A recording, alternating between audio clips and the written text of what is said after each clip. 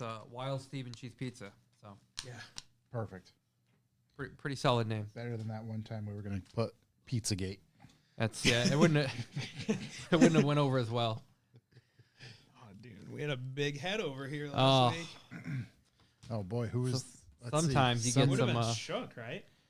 No, there would have been someone here on Thursday. Actually, yeah, there was a whole band here on Thursday. That band. Have you listened to them? I only heard a little clip because Stare shared it. It was pretty fantastic. good. Yeah, it's pretty good. Fantastic. I got somebody with a big head. It's probably the singer. Most Tends to be. Looks like Yeah, it, there you go. We got Ransom Pete. What's up, Pete? Doug, Carmen Can. Hello, everyone. What's up? What's up? Goal $5 million. Yeah. Oh, literally. $5 million, I'll get naked. There you go. way millions before that. Yeah. Here we go. A few decimals before Share how you that. celebrate. Yeah, seriously, like we're still in the thousands when fucking clothes start to come off. Oh, yeah, literally. There you go. Voila. Matt Wood has been sharing a bunch of race cars with me today, Yeah. and I was explaining to him how I think race car form is the best car form because you can take the most boring cars, make it into a race car, and it becomes cool.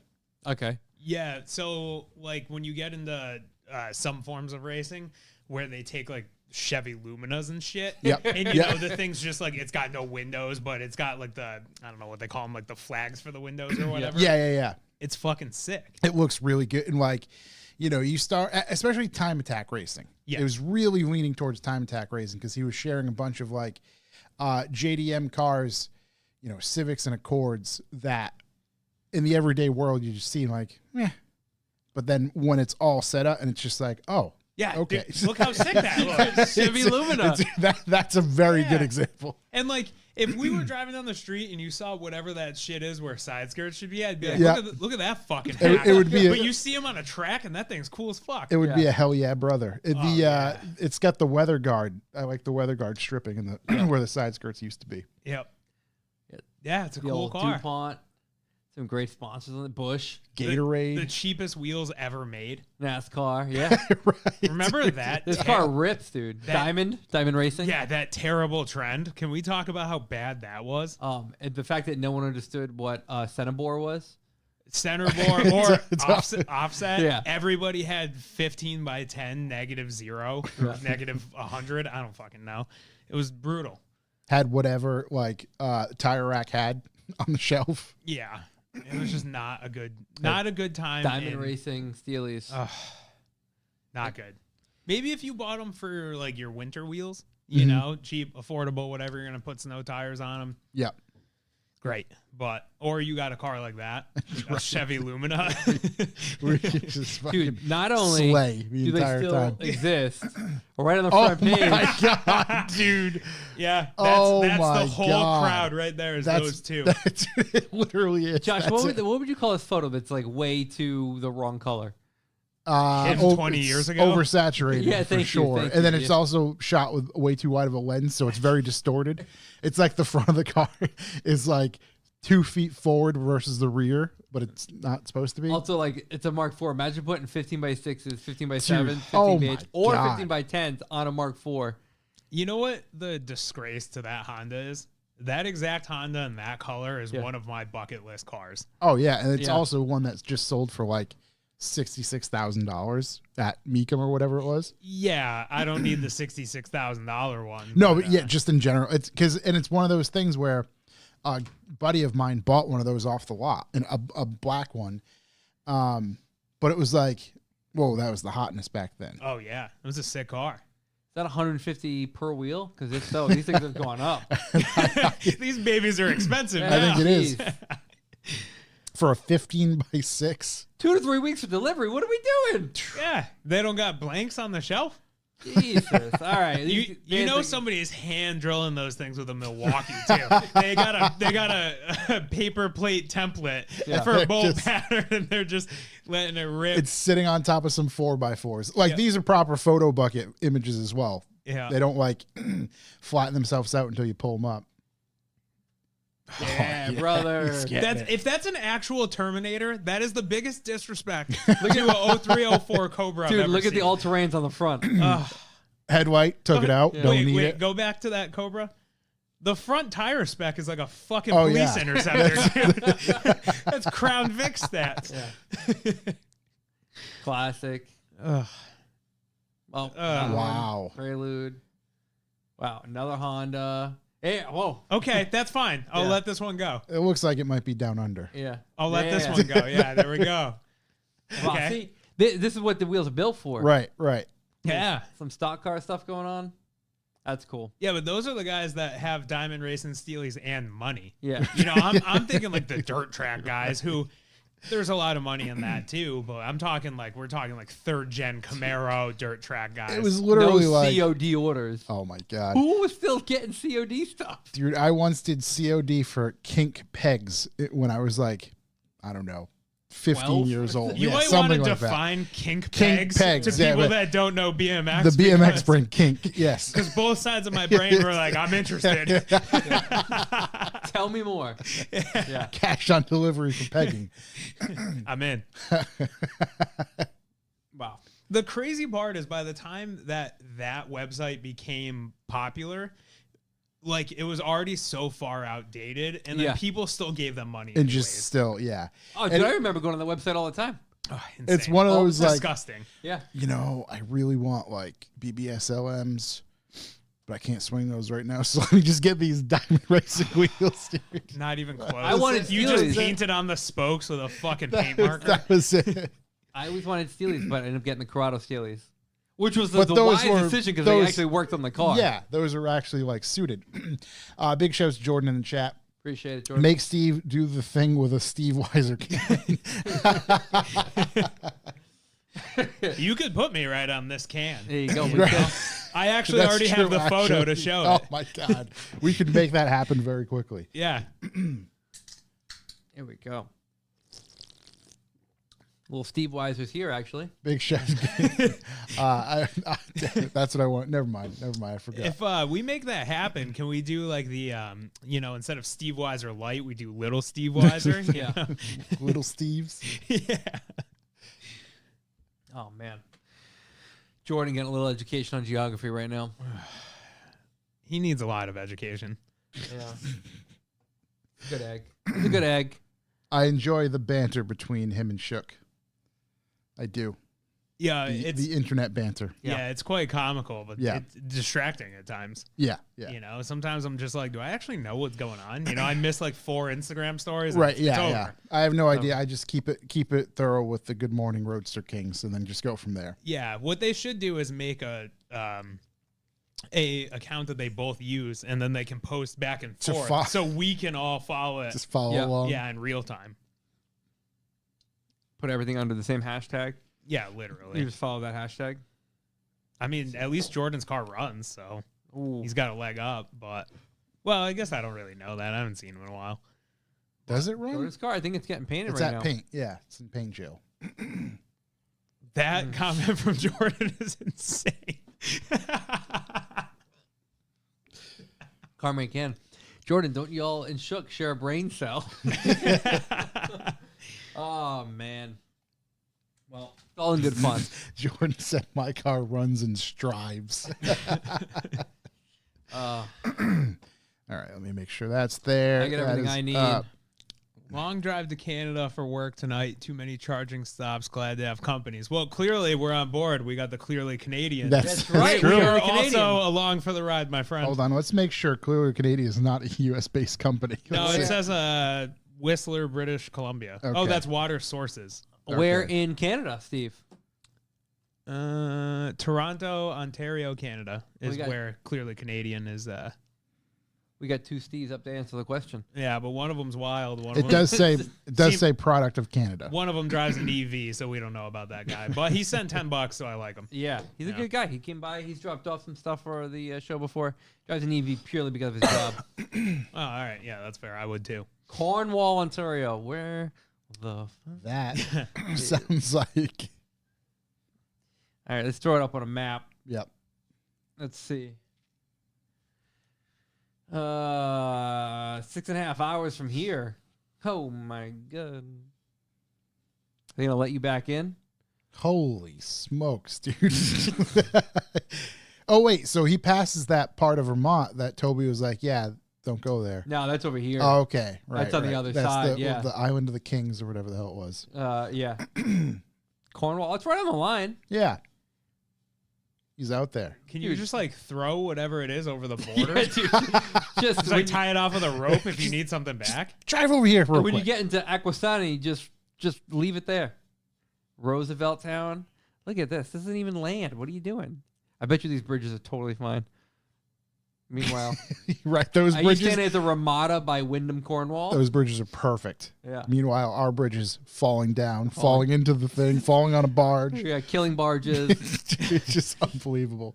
It's unreal. What is Ottawa? Cornwall is a city in eastern Ontario, Canada, situated where the provinces of Ontario and Quebec and the U.S. state of New York converge. Wow. It is Right. the seat of the United Counties of Stormont, Dundas, and Dundas. Glengarry. Founded in 1784. Okay. Wow. All right. Population. I've had enough of a Cornwall. All right. Enjoy your drive. Yeah. Godspeed. You Yeah. know. There we go. Oh man. Big shouts. Thank you. No, Yeah. thank you. So, what do you think? You're a cheese pizza guy, cheese pizza connoisseur. Let's call it. Out of 10, what are we thinking? Out of 10, I'm giving that like a solid, like an 8. It had all the good elements, right? Yeah. So it wasn't like it didn't fall apart. Like it came out really hot, right? Yeah. The cheese didn't slide Boiling. off. So that's important. Yeah. Sauce ratio, very good. You get too much sauce, it's a sloppy shit mess. Yep. I'm a sloppy shit mess. Don't need 2 of them. Yeah. That is a good point, though, and I never really thought about it until you just said it.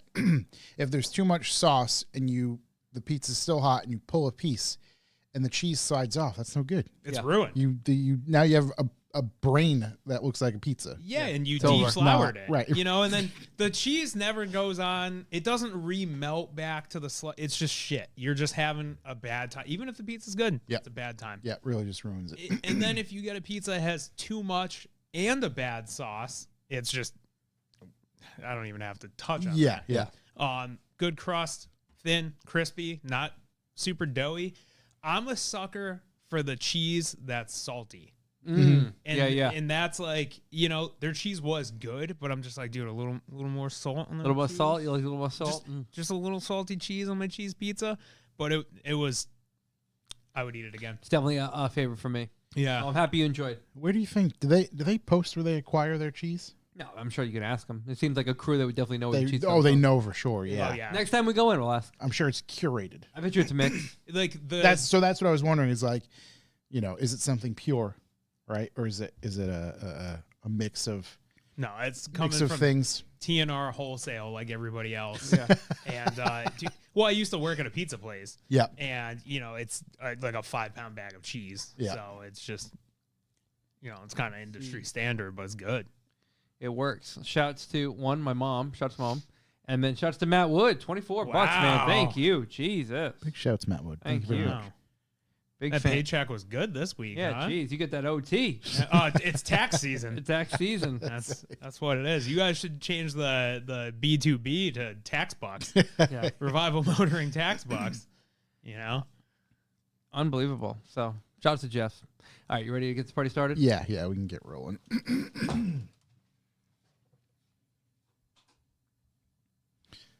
Let me know when you're good. Ready to go. And 3, 2, 1.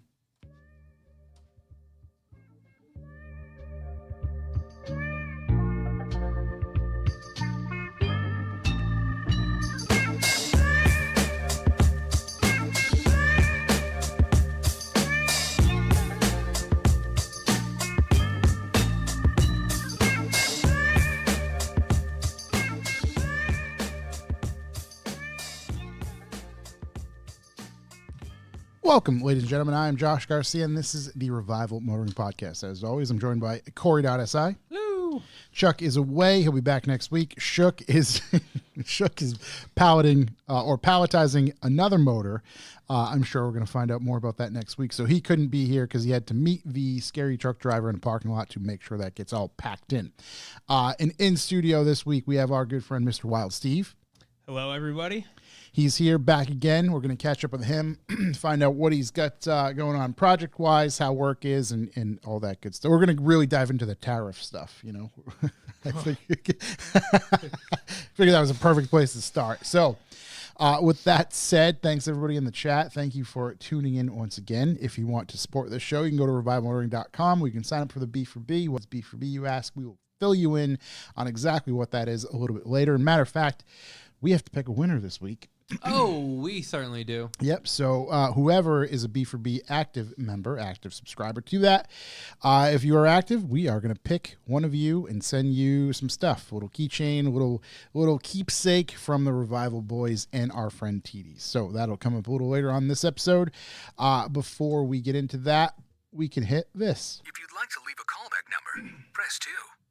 Callbacks. I literally, the amount of people who tagged us in the SRT10 losing control and then with one simple word, badassador, which it was perfect, dude. Like the timing of it was so great.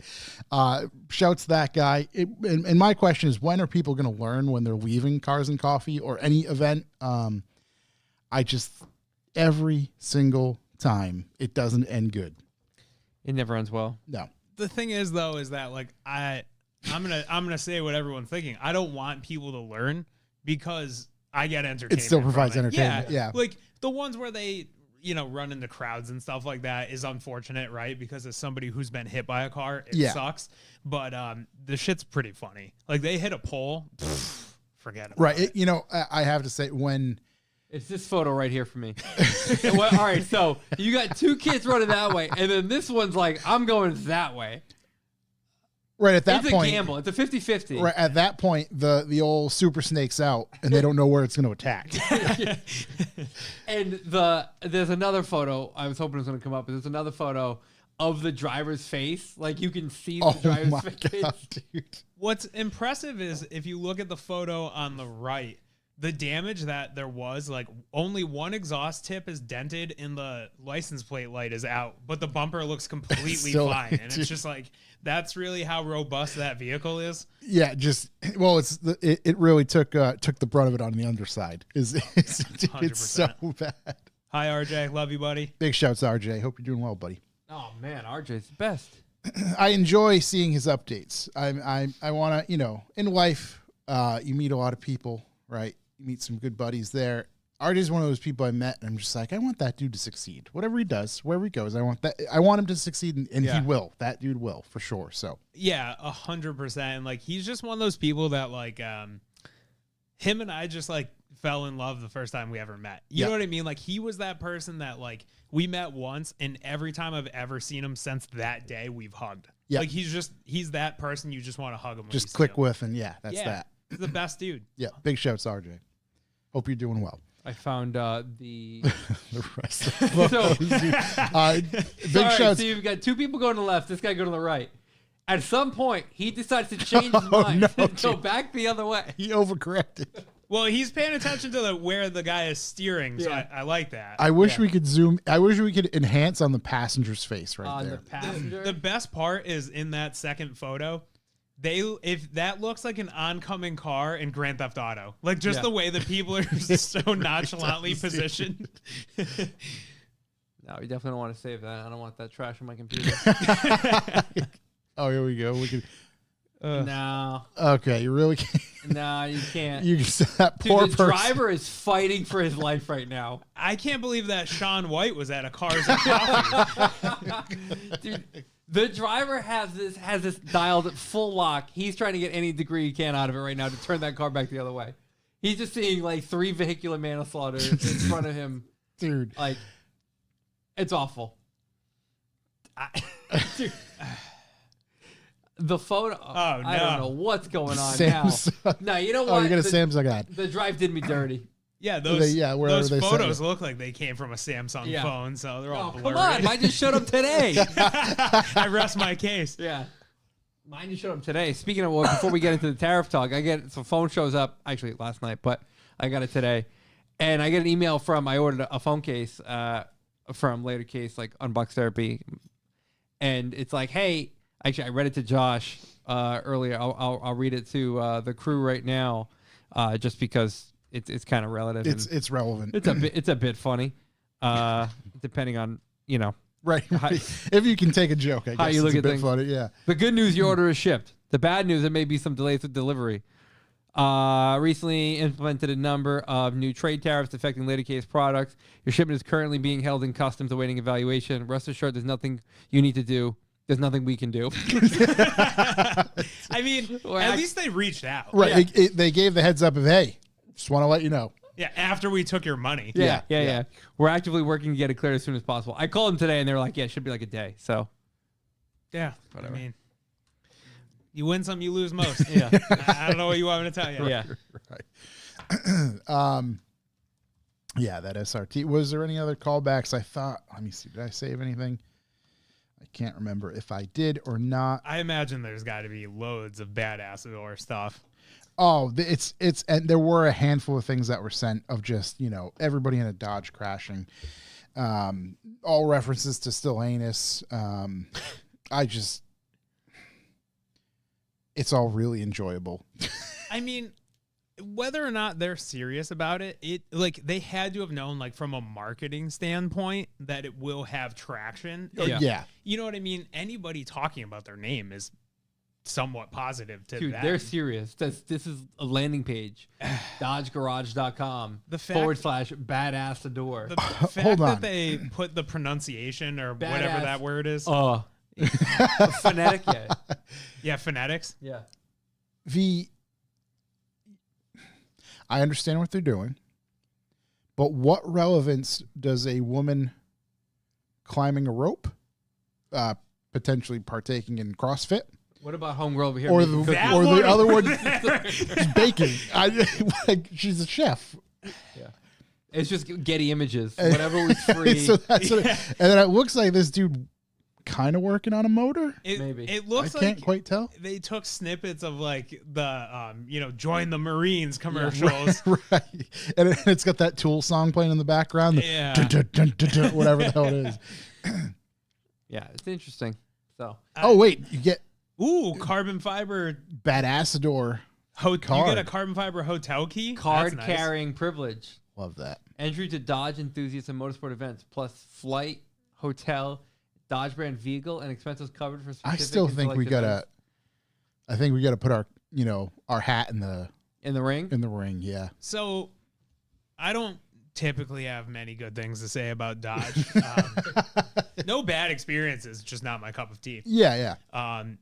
So as you guys know, I get the privilege of traveling for work to work events and stuff. So this past, I think it was September, we were in Texas for Subi Fest Texas, and going on at that time was it's like the Texas State Fair, which is I would equate it to the Big E of Texas. So naturally we went, and Dodge there was a lot of automotive presence there, which was actually pretty cool. But Dodge had their own area where they had, it's not the Ram TRX, it's whatever, like, the new, I don't know, 500 or 600 horsepower Ram is. But they had a track set up, and they were jumping them, and you could go for ride-alongs. And I don't mean just, like, one jump. I mean, there's, like, 2 tabletops, berms, and I'm like, oh, we're going. And so we get in, and there's this nice assumable lady driving. I don't want to upset anybody with gender stuff, but whatever. And so she's, like, talking to us, and so she's just, like, super nonchalant, like, hey guys, how's it going, blah blah blah, have you ever been in a Dodge? I'm like, well, my boss used to own a modded TRX, and, like, I've driven it, you know? It's a fun truck. Dude, she jumped the shit out of this thing. And I was like, go Dodge, like, it was the cool, and all I wanted was an email and to scan my license to show I was 18. And then there's, like, some 16-year-old kids that are like, will you sign off for me? And I was like, dude, I own a home with my insurance is all attached. No, absolutely not. But that guy over there will. Yeah. It was so cool. Shout out Dodge for that. So I'm let me take a step back here. I visited Rem's website. Not that I follow the TRX too closely, but one of the first things I see on the homepage for all vehicles is Ram 1500 TRX Final Edition. Oh. And then just below that, hold on, when it go back up. Yep. Yeah, the orange one probably. Yeah, click that. Hopefully it says it for you as it does for me. Oh, it doesn't. Uh-oh, what'd you get? It says every story has a climax. Dude, Not in any of mine. Yeah. Yeah. Ask every girl I've ever talked to. Dude, wait, hold on. It also said, did that say bad to the bone banging? Hold on, go up one a little bit more. Oh, bad to the bone badging. Okay. Yeah, bad to the bone badging. Okay. I mean, they're getting real aggressive here. So, like, the question becomes, they're a marketing guy, right? Between this and the Badassador stuff, do you think it's somebody that's younger and is like, hey, we know our target audience, let's just do it? Or do you think it's a complete, like, the poster child for who you think would be doing this? You know, like, it's the one guy with a mullet and success, you know, and a college degree. And he's just like, brother, it's time. It's time for me to shine, brother. I don't know. It's like 50-50 because sometimes the stuff they do, it's like very boomer-esque. And then some stuff, like the Badassador is like pretty boomer-esque. Like some Pretty? guy, Pretty. Yeah. That is the most boomer-esque shit on the planet. It's as if whoever's in charge is older, is a boomer, but they're really into Call of Duty and they play it and they talk to everybody on there. Yeah. And they get any reference they get to the new world. They're still saying swag. It's from- like they're trying to be young, you know? It's like everyone has their friend growing up and their mom is that mom that never grew up. Yes. It's the same kind of thing. Yeah. You know, except for you might not want to bang this person. I don't to each their own. I was hoping there was like a company directory or something.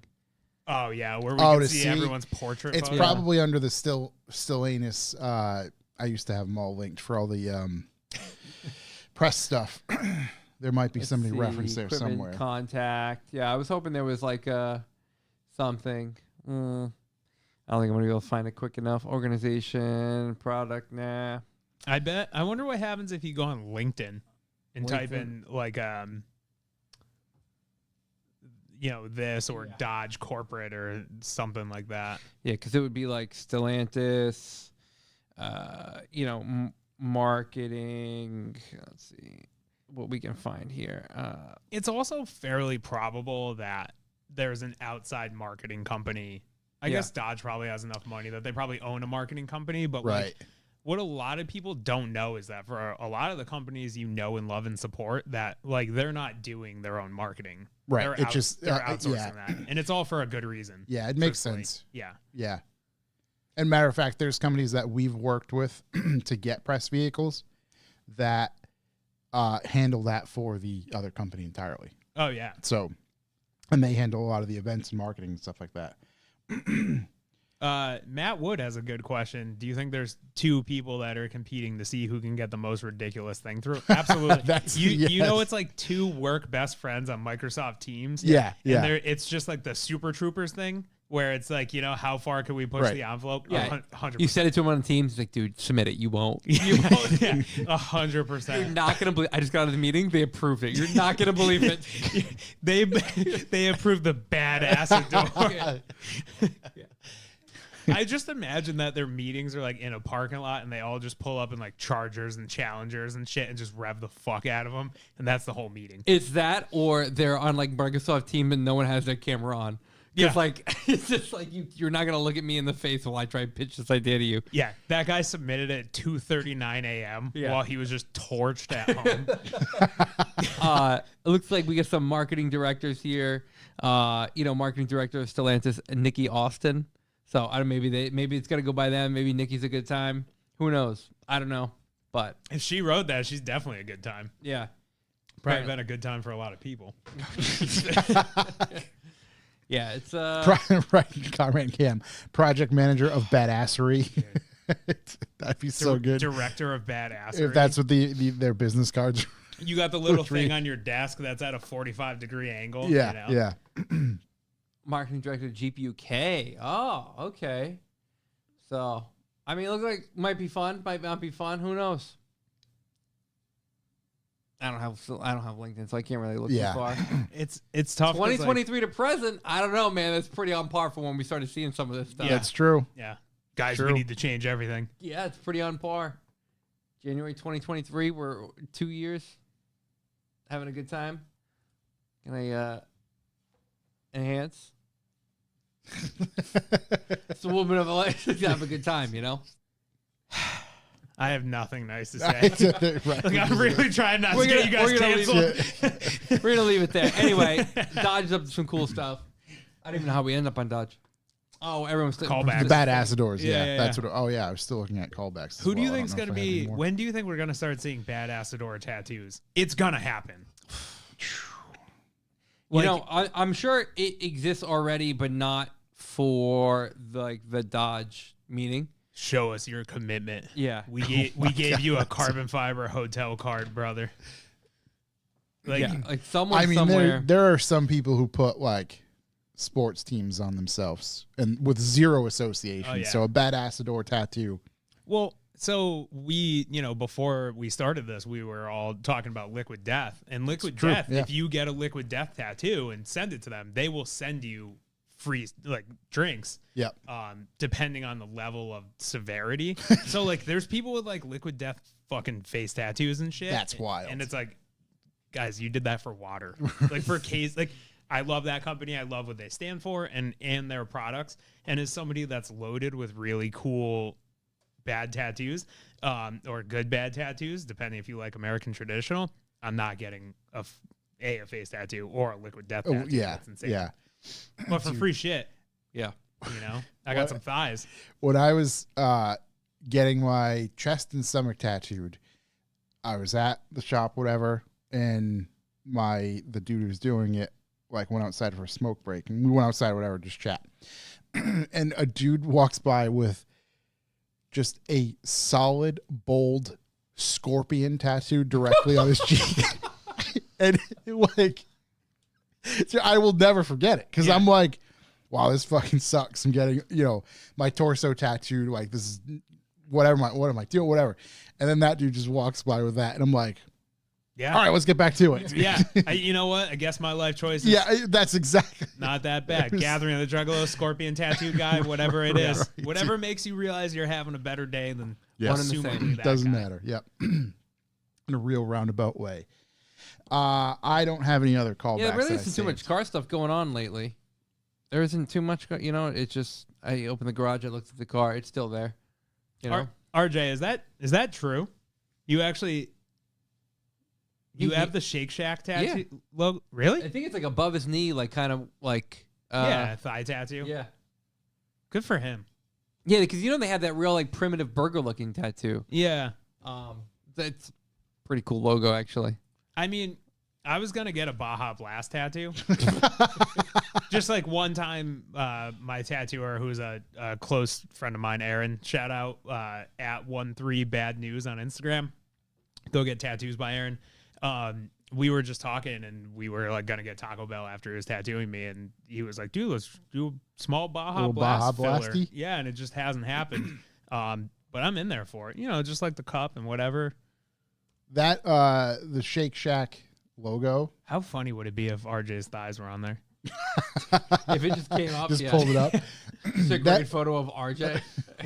Like it kind of makes sense. Like I get it. That it's not bad at all. Oh, he's gonna text it to me right now. Baja Blast tramp stamp. Josh, what's going on with the R32? What are we guys going on?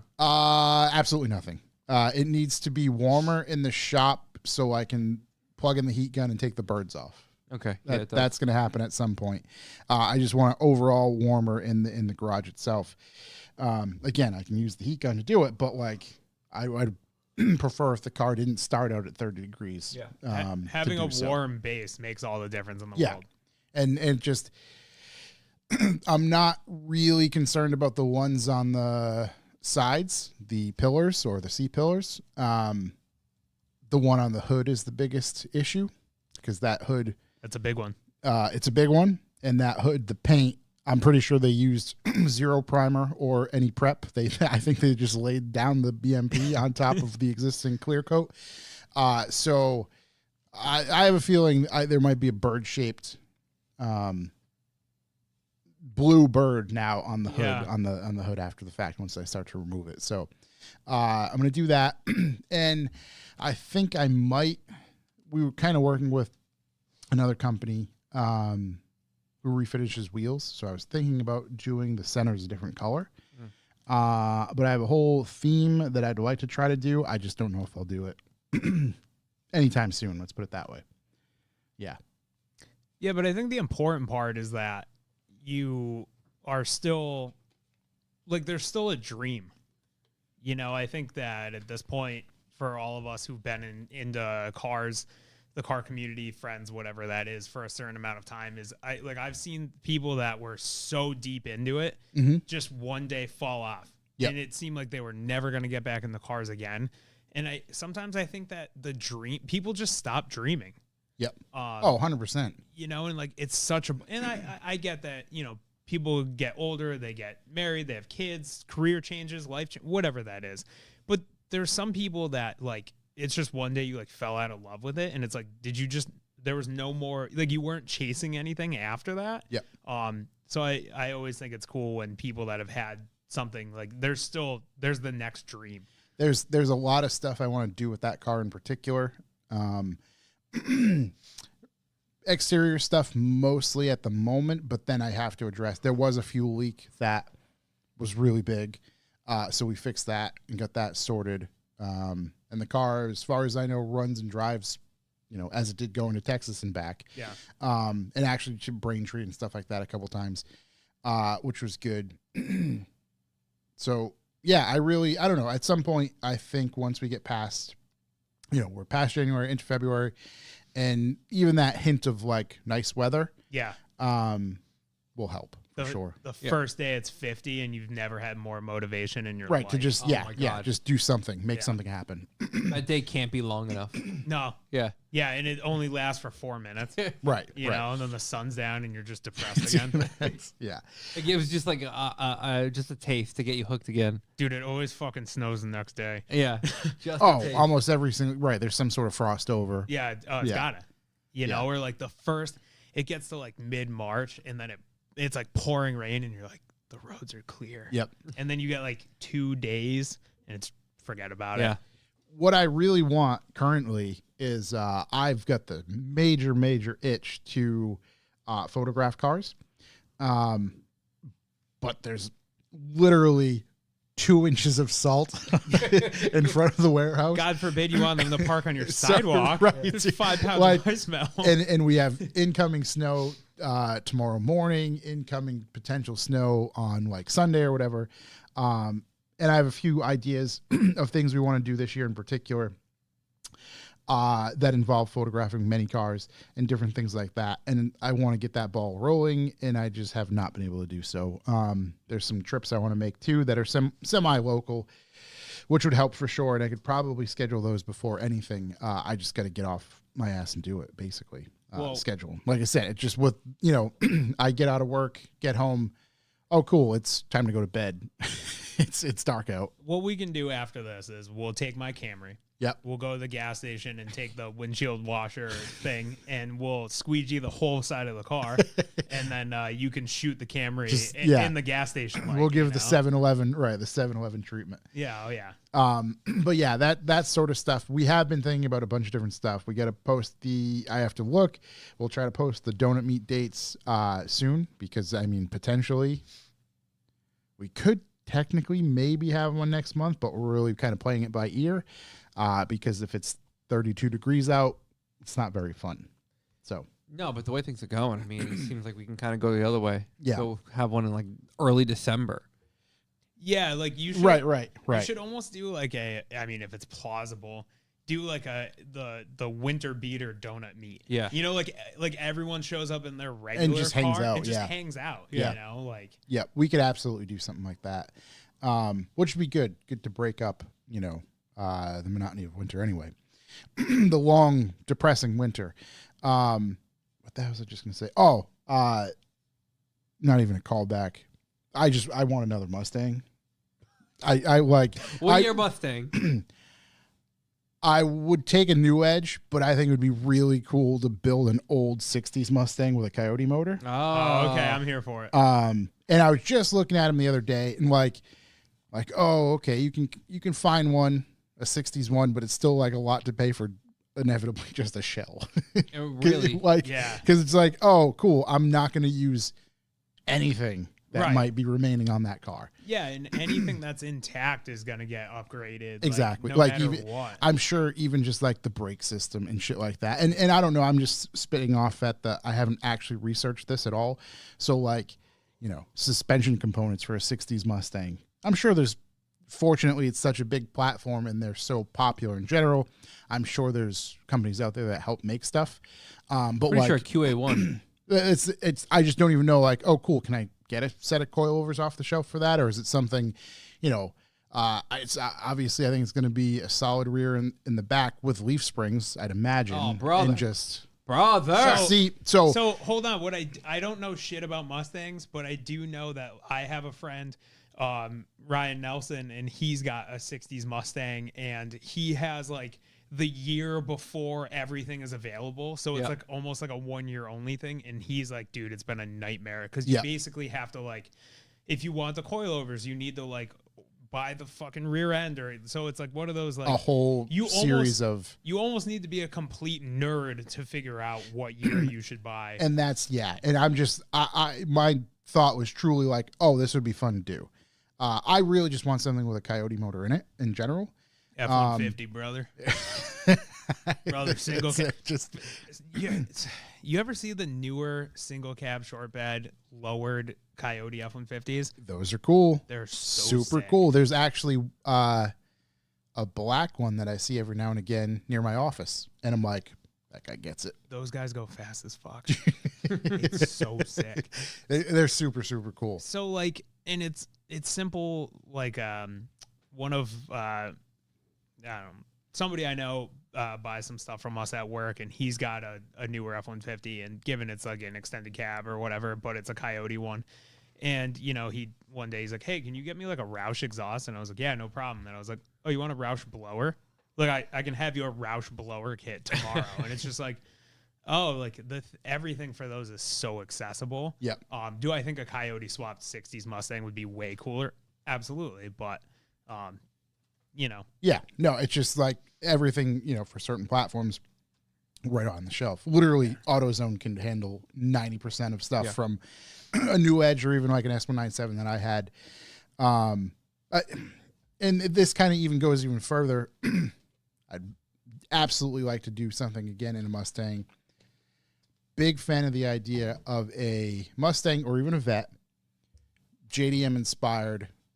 JDM wheels all look really good on American Tokyo Drift. muscle What's cars. going on over here? yeah. No, I don't know. Me and Ian K were talking about it, like sharing photos back and forth of. It was I forgot what the hell he sent me. It was a C5, but I forgot what wheels. But then there was a Viper on like another set of JDM wheel. I can't remember what it was, what either one was brand wise, but I'm like, that's the vibe right there. That's it. Yeah. There was one of the pulled pork drift kids had a red Fucking wild. Man. Yeah. It's a lovely name. If you met them, you'd be like, yeah, it makes sense. But his Instagram it's like wild like a zebra or something. Yeah, nice kid. But he had it was a red C5 or C6. He had carbon fiber over fenders, and it was dumped on work Equip 05s, and it was so sick. It was like the first time. Yeah, you probably got to scroll back for this one. This is the homie. Yeah. Oh yeah, Dude, look how sick that car looks. It's so good looking. It's just so cool. And I mean, I'm going to say something that most people are going to agree with if you have good taste. T37s look good on everything. Yeah. Yeah, it's kind of the universal. Yeah. It's the industry It's very much a standard. BBS RS in same idea. Yep. But yeah, I mean, I'm not a Corvette guy. While I get it, it's just not, I haven't reached that yet. I'm still in my skinny jeans era. Right. I haven't gotten to the jorts yet. Yeah. But yeah, as soon as like he styled this up like that, I was like, oh, that's a cool car. Yeah. You know, that's kind of where I'm at these days. Love my car. That's never going to go anywhere. But I want something with a V8 again. Yeah. This is buy close. buy Shook's car. I think that's And- best for him. That's and best. That's next best for topic. him. That suits him well. I think he did a lovely job with it. Yeah, it's a very him car. Yeah. It's good for him. Well, he can keep it. Or he can raffle it. I don't know. He's always in between everything else. I think he's got his hands full with some other stuff. I think he just needs to get a good engine. He He's a bit. Yeah. he reached out to me on Friday. It was actually funny because you and him both reached out to me about the same time. And I assumed that he was kind of being like, hey, do you want to come on the podcast? Whatever. And he's just like, hey, you want to get me like some Bilstein struts and some springs? And I just wanted to be like, brother, one thing at a time. And I said, absolutely, no Yeah. problem. Send me some part numbers. Yeah. Classic. We'll talk about your car stuff later. So I'm going to ask about that. I don't really have much going on. I think I talked about broken axle. I ordered parts. I'll fix it when I feel like it. Oh, good for you. Yeah, I'll fix it. FCP Euro to the rescue. But yeah, it's incredible. It's like a whole CV section, $40. Like, Dude, forget about yeah. it. So I'll fix it probably sooner than later. I mean, yeah, it's you gotta work with Charlie Toes a lot and get it brought up to Nils, It's gonna be his new venture. one of his 17 trailers. Yeah. We'll get it brought up to Nils, and Nils will make it better than it's ever been in its life, and it'll be right as rain. I'm excited to see that. Just pay him to put the axle in. Right? No, I don't want to. Come on, I want to remain nice. You know. Yeah. No, I mean doing the axle on the it's Yeah. 6 bolts. It's not a big deal. Rebuilding the axle though, it sucks. I got one that it was in my 240 with a ripped boot for 7 years. Like I'm not exaggerating. I bought the car with it, and then like 2 or 3 winters ago, I was like, I have like 6 spare axles. Like, Yeah. why wouldn't I just swap it? And I swapped it, and now I'm just like, it never even made noise. Like I was just like, I could just get a boot and You just knew it. Yeah. Yeah. It just, I mean, it was all under the car, but yeah, not doing that. I have other axles. When that's the last Mohican, Reserve, I'll be yeah. like, dude, I'll buy the axle boot. The cage inside of the CV is shattered. So it's like there's as many pieces of the cage as there are ball bearings inside. Yeah. So you can't go too far with that. Aren't cars fun? Dude, it's a love hate. It's a love hate. So, It's a lot more hate I than hated it is it. love. You know what's really messed up is I hated it so much, and I was like dreading taking the axle out to actually figure out what was going on. Yeah. But then when I figured out it was just that, and it wasn't that big of a deal, loved it. Yeah, but then like it's so easy. Sometimes it's so easy to push those projects like in the corner, especially if it's like near the end of the year. You know, and you're just like, ah. It happened mid-April. Oh yeah, there's It's no excuse for that. February 5th. It's almost mid-April again. yeah. So I did push it into the corner for a bit. So I pushed it in the corner for a bit and did some other stuff with my other cars and had a great time. So, but it's time to get back to that. Sorry, I got to answer a quick emergency email. Emergency. Yeah. Steve took an emergency phone call earlier for some work. Yeah. You got to do it, man. Hey, You got to do what you got to do. when the phone rings, the phone rings. Yeah, I mean, what if it was a situation where it was somebody who spent their last $10 with us? Yeah. You know, and that's how I try to approach a lot of scenarios at work, where regardless of if it needs to be answered right now, if it needs a resolution right now, or if it could wait until tomorrow morning, like it might be a situation where a customer spent their literal last $10 with us. And I think that as car enthusiasts, we've spent our last $10. Like I know I have. Oh, I've spent $10 I don't have. Oh yeah, exactly. You know, like I've robbed Peter to pay Paul. Yep. That $10. You know, I've spent my last $10 at Stubby Mods. You know, now they're just paying me back. Yeah. You know, so I try to I get the emergency emails and phone calls and stuff. Got to do what you got to do. Big sent from my iPhone guy. Let him know. That's Let him it. know I'm out of the office. So that's yeah. Tap talk. yeah. Yeah, my boss and I are just going back and forth with, and the signature just says "get OS for iPhone or something at the bottom like that. Yeah. Our actual signatures are gone, so it's one of those deals. Yeah, exactly. Shook TD, what if Steve and I kissed at Taco Bell? What if? Shook, you missed it. We were talking about Taco Bell tattoos. Yeah. Perhaps you could get one to commemorate that moment. Yeah, I mean, like, I would. Like, if you think I've never kissed one of my friends before, you're wrong. Shook in the chat. He just wrote Liv Moss. Shook, you're about to be my fourth meal. In the chat, just give us, has the second motor left? Just yes or no. We don't need to get into it now. You can explain it next week. Yeah, but look forward to it. I'm just curious for an update if that actually, took place, or they just It just says Shook has left the chat. it just He's outta continues. here. Yeah, makes perfect sense. Yeah, I don't have any other callbacks. Oh my god.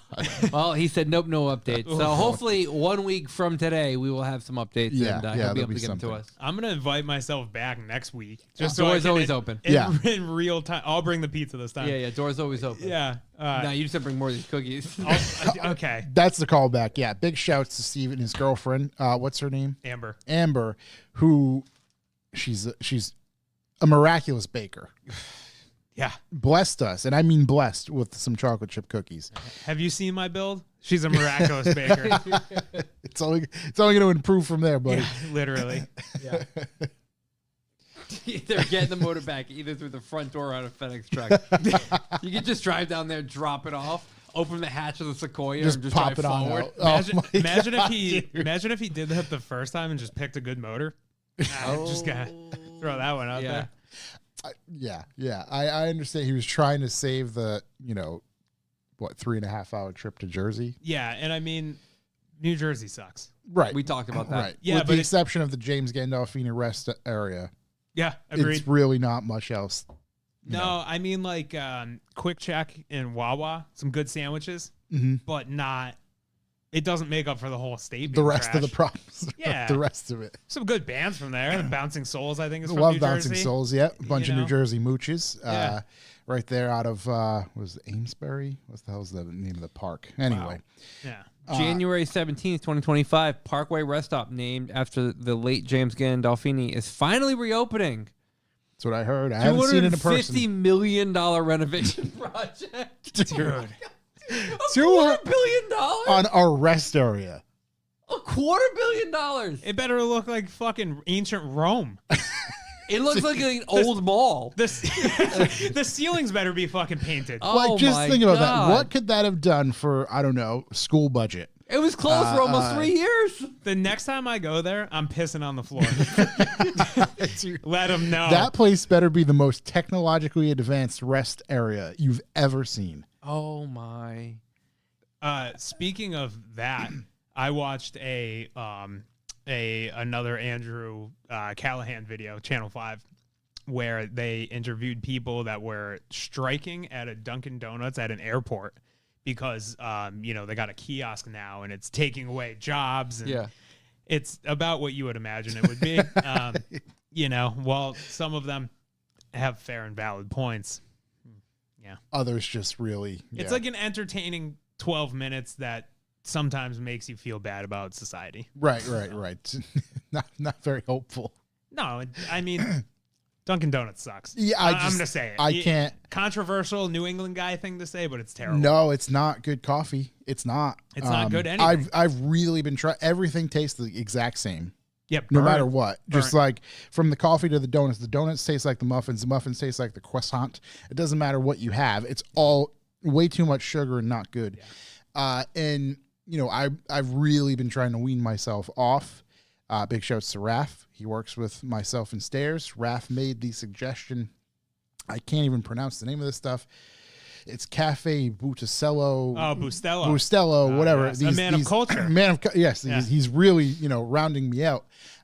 He made the suggestion. He's like, oh, those are really good K-Cups. So we heeded the suggestion. We tried it, and now we've added them to the repertoire at work. So Do you have a little burner at work? no, we just have the K-Cup. Oh, so you should get a Bialetti. So I'm going to try to convince my boss. He's probably not listening to this. His son might be, but I'm going to try to convince him for some, not workplace, but like break room upgrades. And some of those upgrades may or may not include like, hey, can we like sort out the coffee situation a little beyond the K-Cups that we have? Yeah. Because again, the cafe B Like word. a little, Bustelo. One of those, dude, make a nice little cap in the middle of the day. No, dude. I mean, I'm telling you, you make a few of these bad Larrys. Yep. Workplace be buzzing. That is an insane Mass graphic production. on that one. It's like almost looks like a little mobster guy. Yeah, it's Like- he's on all of them. That's so cool. Yeah, Bialetti is It's like it's the a mocha brand. pot. Yeah. So I have a mocha pot, but Yeah, this it guy- doesn't- It's not even English. that's how you know it's good. Right. Except the Except tutto. day. Except day. Yeah. Bialetti. I don't know if he's flipping people off. I don't know what's going on, but yeah, It looks like he's saying he's number one. Yeah, he is. He is. Yeah. You get yourself All a right, little it is burner. one. Right. I can see a thumb there. Get yourself a little burner. A little hot pot, something like that. But yeah, no, I want to do some work upgrades. So that might be coming. But needless to say, since that introduction to that, I've been skipping Dunkin' in the morning because that's really what my weakness was. It was, all right, drop the boys off to school. I have about a 40-minute ride in. You know what I'm going to do? I'm going to start my day with a lovely cup of shit that I paid way too much money for. Yeah. And I would do that every day. So I'm closing out on that, making my coffee at the office. Now, seeing that there's good coffee at the office, instead of having 1 cup in the morning, I've now increased to 3 cups a day, which is that. just perfect. I Yeah. think that's really rounded out. So I Keep it going. skip breakfast and just power through with more coffee. Yeah, like a man. Yeah, I'm just just solid. ignoring the check engine lights, supplementing with caffeine, Yeah. getting my fucking work done and going My home. throttle is to the floor. That is That's it. that is the American dream. I drop off the kids, I get fucked up on caffeine, I get my shit done, I go home to my family.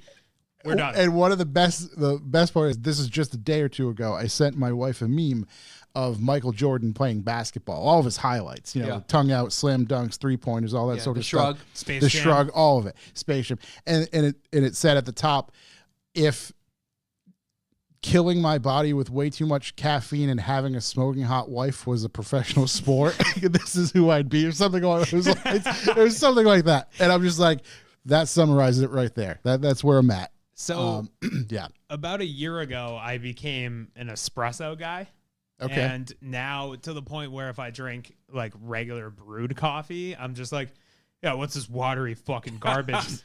And it's just like, it's Did just we lose the chat? Sorry. it's No, it's my computer. I had too Oh, many okay. things open. Okay. it's just as good as it is bad, but Yep. it's like coffee especially when you get into like espresso or like the alternative ways, like anything outside of a coffee pot. So whether you get to like a mocha pot or a pour over, French press. yeah, French press, it is the nerdiest thing I've ever done. Like it is nerdier than cars. Yeah. For sure. Like you jump on like I'll bring up Reddit. You jump on like the espresso subreddit. It is like it's like disgusting. Yeah. How snobby people are about coffee, and then I'm just like, man, I make fun of beer snobs all the time for somebody that has Costa Rican espresso beans in my kitchen all the time. The I don't know if you've listened to it, but our friend Justin Ennis, who makes our coffee, Yeah. he was on Topics Under the Stairs a few times, and he was actually just on, I'd say, in the past month or so. He has his own coffee roasting business. Oh. The Walter White of coffee Yeah. is like, we're talking, Bunsen burners, levers, and steampunk looking things with a laptop. He's got it's like he's tuning a fucking 2J. dude. Yeah. And he's roasting beans. He's got the standalone coffee Dude, bean. he's just making it happen. Yeah, So enjoy coffee roasters. yeah, he's started his own roasting business now. He's out on his own. We actually stored one of his roasters here for probably close to 2 years now. Yeah, we while did. he was getting everything off the ground. Matter of fact, that's it right Yeah. there in that photo. So he's off the ground, but like you want nerdy coffee, you want the best coffee, he will make it for you. And he's very, very familiar with it, knows where all the beans are. Matter of fact, he and I were talking. I hit him with a text and some questions of like, hey man, how about these tariffs? yeah. Because like beans come from Oh yeah, alternate a sources. bunch of different places Yeah. and places that it was mentioned where, oh yeah, we're going to put tariffs on all that sort of stuff, and which it is drastically going to affect him if that is the case. Hopefully he's good right now. He has some plans and some alternatives, and fortunately for him, the best way to explain it is he is in such a niche and kind of high end coffee where he's getting his beans wouldn't be as drastically affected for the masses, i.e. the Dunkins or the ones that just want to make the, you know, the I don't even know what word you want to call it. Yeah, I mean, realistically, I hope that Dunkin' and I mean, like, I like Starbucks. Like, if it comes down to it, like, I'll get Starbucks. I went the other day after I went to the dentist. You know, I'm sure they fucking love that. But A little treat yourself, dude, Yeah. I've been flossing. I'm good. You know, Been flossing my whole life. no, definitely not. But you know, like it would be nice to see that shit get almost unaffordable because small businesses are sick and small coffee shops are sick. And that is to cycle back to, you know, me being able to travel for work. I've been able to eat tacos all across the country and drink coffee all across the country and drink coffee in Japan. And like, it, you know, it's sick. You know, it's like, I wish there was more like competitors for fucking Walmart. Yeah, you for know sure. what I mean? There used to be, and they got rid of them all. And that's what we're, you know, I personally get afraid of, whether it's car related or, again, small shop related, is you have those Dunkins who have those gigantic budgets who can have 6 storefronts in a 4-block radius. Meanwhile, you know, Joe Schmo's coffee shop is there just struggling. They make the best cup and have the best everything, but like, hey, you're going to go there and pay, I don't know, $7 for a coffee, where you could go pay $3 for something that came out of a fucking witch's kettle. Yeah, best case that it did. Right. You know, the only thing Dunkin' can do right is their blueberry muffins. I don't know what that crack is that they put on the top. The sugar crack? Dude, crack, 100%. Like, I've never done drugs, and the closest I've been to doing drugs is probably those rocks. 100%. Those rocks right there. I will pull up to the drive-thru. I'm like, you got the Hey, rock. You got the you got that the thing rock. on you. Like, fucking $18.29, and I'm like, give me that fucking bag. give me the one with the Yeah, biggest dude, sack. I'm just shaking in the drive-thru. Aside from that, trash. The Yeah. blueberry donut's okay too, but Yeah. It's, you know, you can make coffee at home. You should. Matter of fact, Revival will supply you some coffee soon enough. Maybe this year we come back with some coffee offerings for everybody to be able to do that. B for B and then jump into actually talking about what Steve does for a job. Yeah, let's do that. Let's get right into it. So what is B for B, you ask? Well, that is the way we keep this show and the lights on here at the studio. You can go to our website, revivalmorning.com. We can sign up for the B for B. B for B stands for Bucks for the Boys. On our website, there are some monetary amounts that you can pick that go right to us that support our show and Topics Under the Stairs and the Loosest Fast Show on the Revival Motoring Network overall. So how does that work? Well, you subscribe there and you pay us the monetary donation every month. It's a way for us to not have ads. It is a way for us to not use other services that may be able, you know, they're out there, but they also take a hit. Or take a percentage off the top, and we want to try to, you know, keep as much as we can, even though YouTube takes their fair cut. But we want it to come directly to us so we can help things along here. So that's why we have this Bucks for the Boys system on the website, which you can join.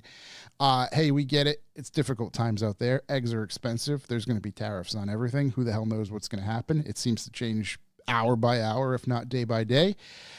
So we're here to help you get through that. And we understand if you cannot support us monetarily, but if you will listen to us, the best thing you can do to help us is share the show, share it to friends, relatives, coworkers, whoever wants to listen, anybody who you think is remotely into cars. At some point, we think we have something to offer if they just listen. We'll probably make them laugh. I don't know, maybe be disgusted, but they always seem to come right back. So that is another way for you to share this show and support the show, you know, non-monetarily. We appreciate that if you do, so much so that we like to give stuff away. How do we give stuff away? Well, we pick one winner every month, at the beginning of every month, from our active B4B subscriber list to provide a keychain and some stuff that TD's made for us to give away to one lucky winner a month out there. So we can do that now. I think I covered everything for the B4B, right? That's just about it. Everything besides our lovely rating system that we use. That's true. Week after week, we take our listens, we take our bucks, we do a little bit of math, we figure out how well we did the week before. The week before, we did 25 cents per listen. Solid. Pretty pretty solid. good, yeah. Hey, man, I'll take a quarter per listen.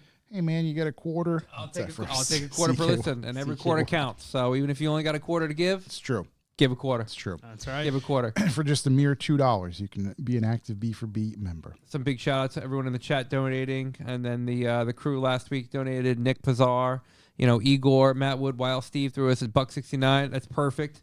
$1.69 goes a long way here at the Revival Motoring Podcast. It'll get you a coffee at your local gas station, like a Cumberland Farms, and it's better than Dunkin'. So. It'll get us True. another night of electricity. That's right. That's right. Another night of electricity, and that's all we need. So whatever you have to give, even if it's your 2 cents, just your thoughts, pass them along. We love to hear them. I do. I love them. Pass them along. I love hearing from people.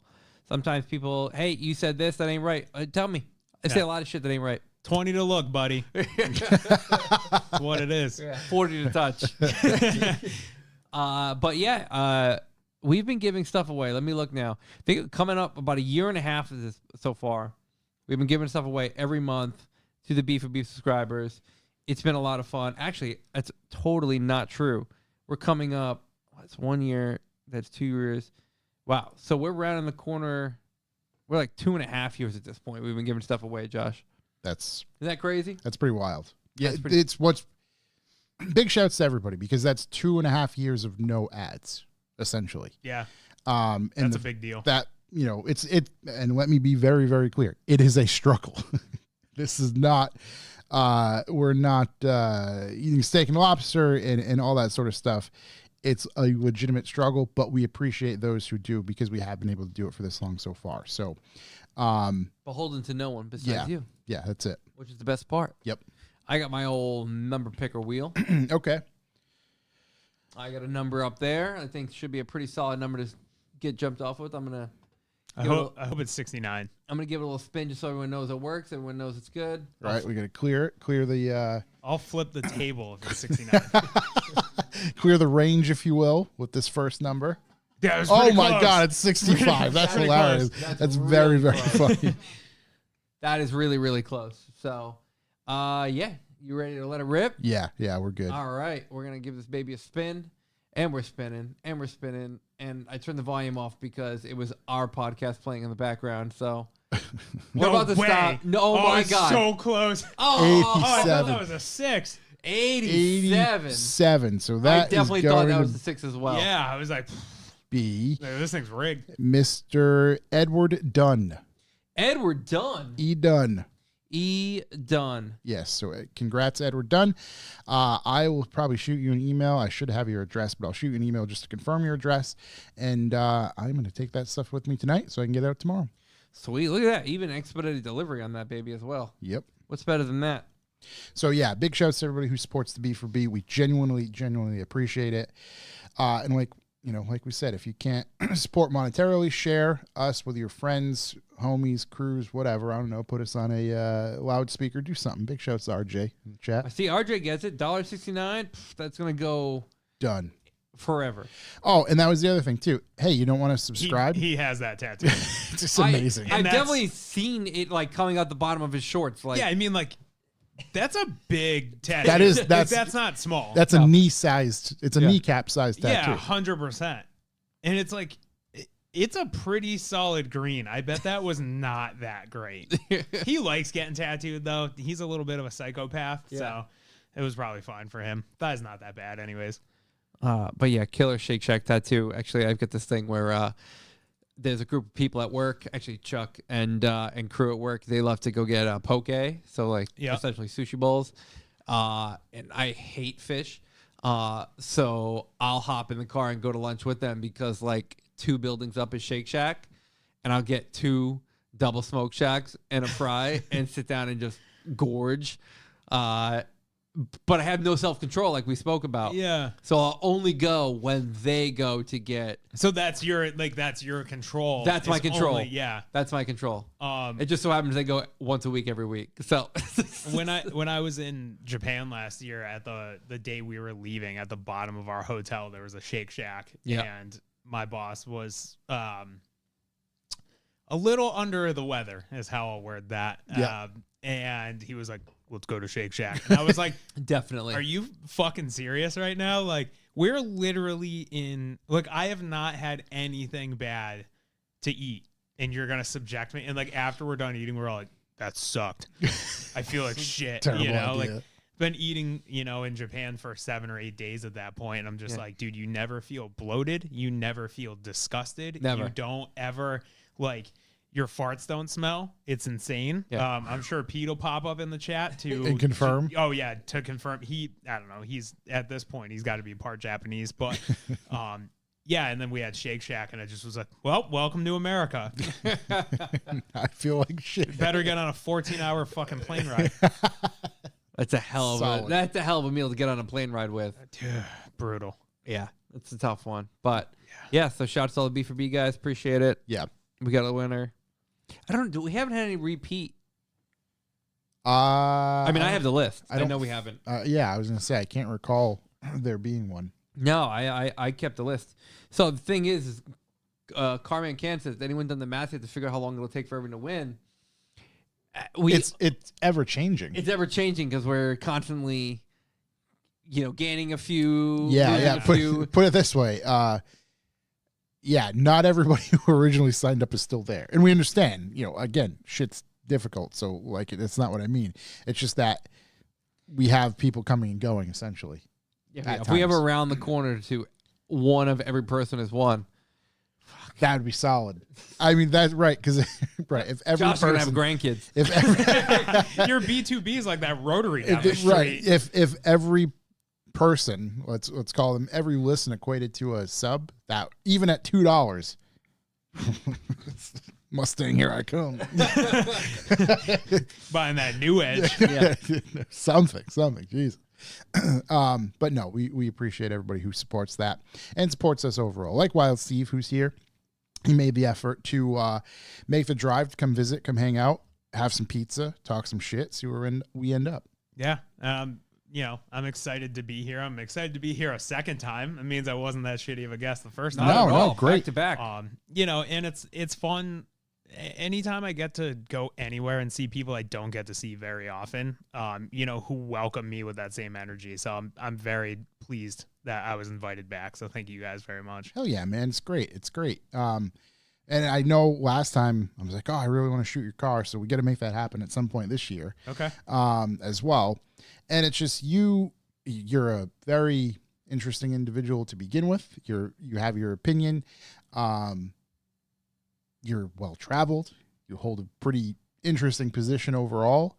You're in the car world on a day-to-day basis. So Yeah. it's all very interesting to chat with, and it's always a fun time chatting with you.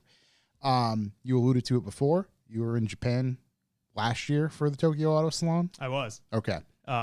So for a little background for the listeners that don't know me or follow me, if you dare, don't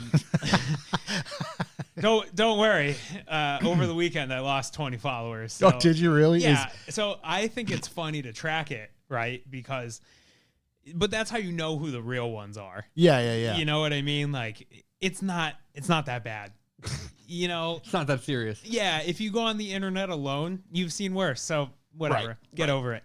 But anyways, yeah. So I work at Subi Mods, which is a automotive retailer based around aftermarket parts for Subarus. That also includes OEM parts, and you guys actually both know. Shout out Corey for sending me somebody to price out a set of wheels for recently. Josh has bought a set of Graham lights from us. So, anyone that wants to basically, support Subi Mods also supports me. So, we're a retailer, strictly retail for this stuff. My boss is, I could write a novel on how much I admire him and how much I look up to him. We're talking about somebody that I have quite a history with, both personally and professionally, who basically believes in me and thinks that I can always, be a better version of myself the following day. And every day continually gives me an opportunity to literally do cool things.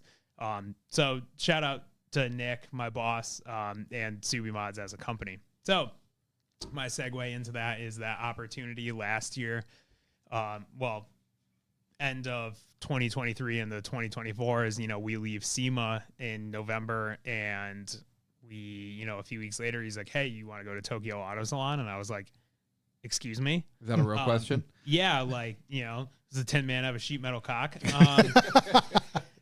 Yeah, so I was like, I would love to, regardless of what it is, just having the opportunity to do so is, so a few weeks later, we embarked on that journey, the beginning of January 2024, and it was myself, our media guy, Ryan, and my boss. And so my boss has been to Japan before. Ryan and I had never been. So we leave Bradley International Airport at 5 a.m., which is the flight's at 5. So you're there super early. It's international shit. We're there at 3:30. We then fly to Chicago, and then so that's 2 hours. And then from Chicago to Japan is 14 hours. Yeah. It's fucking brutal. Yeah. Luckily, the plane wasn't that packed, so I had my own row of 3 seats. That's huge. But it's not like a full-size bed, so your legs are always bent, or they're off onto the floor, or, excuse me, whatever it is. So the interesting part was we were following the sun. So for 14 hours, you're on a sunny plane.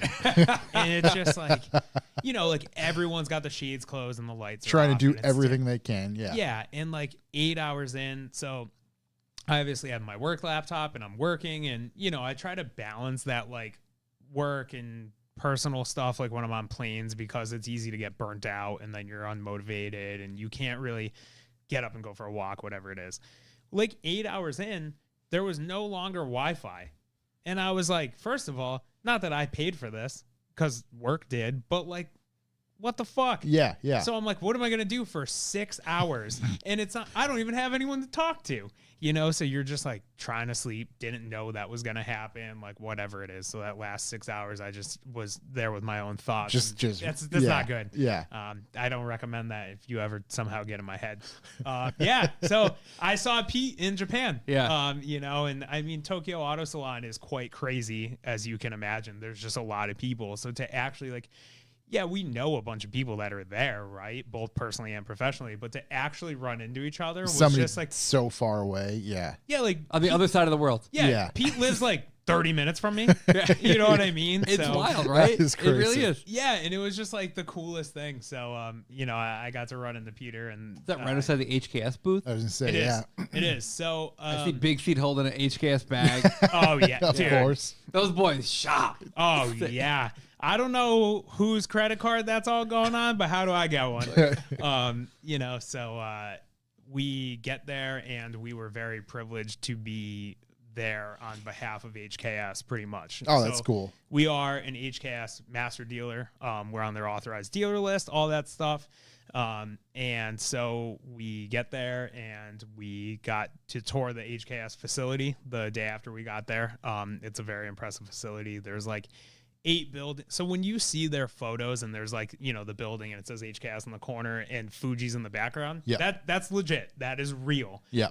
It's the coolest thing. And then they have offsite facilities and stuff like that too. So it was a brief overview of, what they do, how they do it, their exhaust building, their machining buildings. They don't let you into all the areas, which I have a background in manufacturing, so the nerd in me really came out. Yeah, yeah. It's just interesting to see in general, right? Yeah, and I mean, there's no. Yeah, I stood there. I have a photo of all of us that toured it. It's a pretty incredible view. Yeah, and so I have a photo on my Instagram that our media guy took of me on the bus after we left HCast, and we were going to, our next place to stay to go to Auto Salon, with Fuji in the background. And I've never seen a landmark that I couldn't stop staring at. Yeah. It was I don't know why, but I just I was just staring at it. It's not like it fucking moves. you know what I mean? Right. It's not do something. Yeah. And I alluded to, I've been privileged to travel quite a bit. Not as much as a lot of people, but quite a bit. And I just could not, no matter what, stop staring. Yeah. So, you know, we stayed a couple nights in Chibo. We went to Auto Salon, which is really shits on SEMA, in my opinion.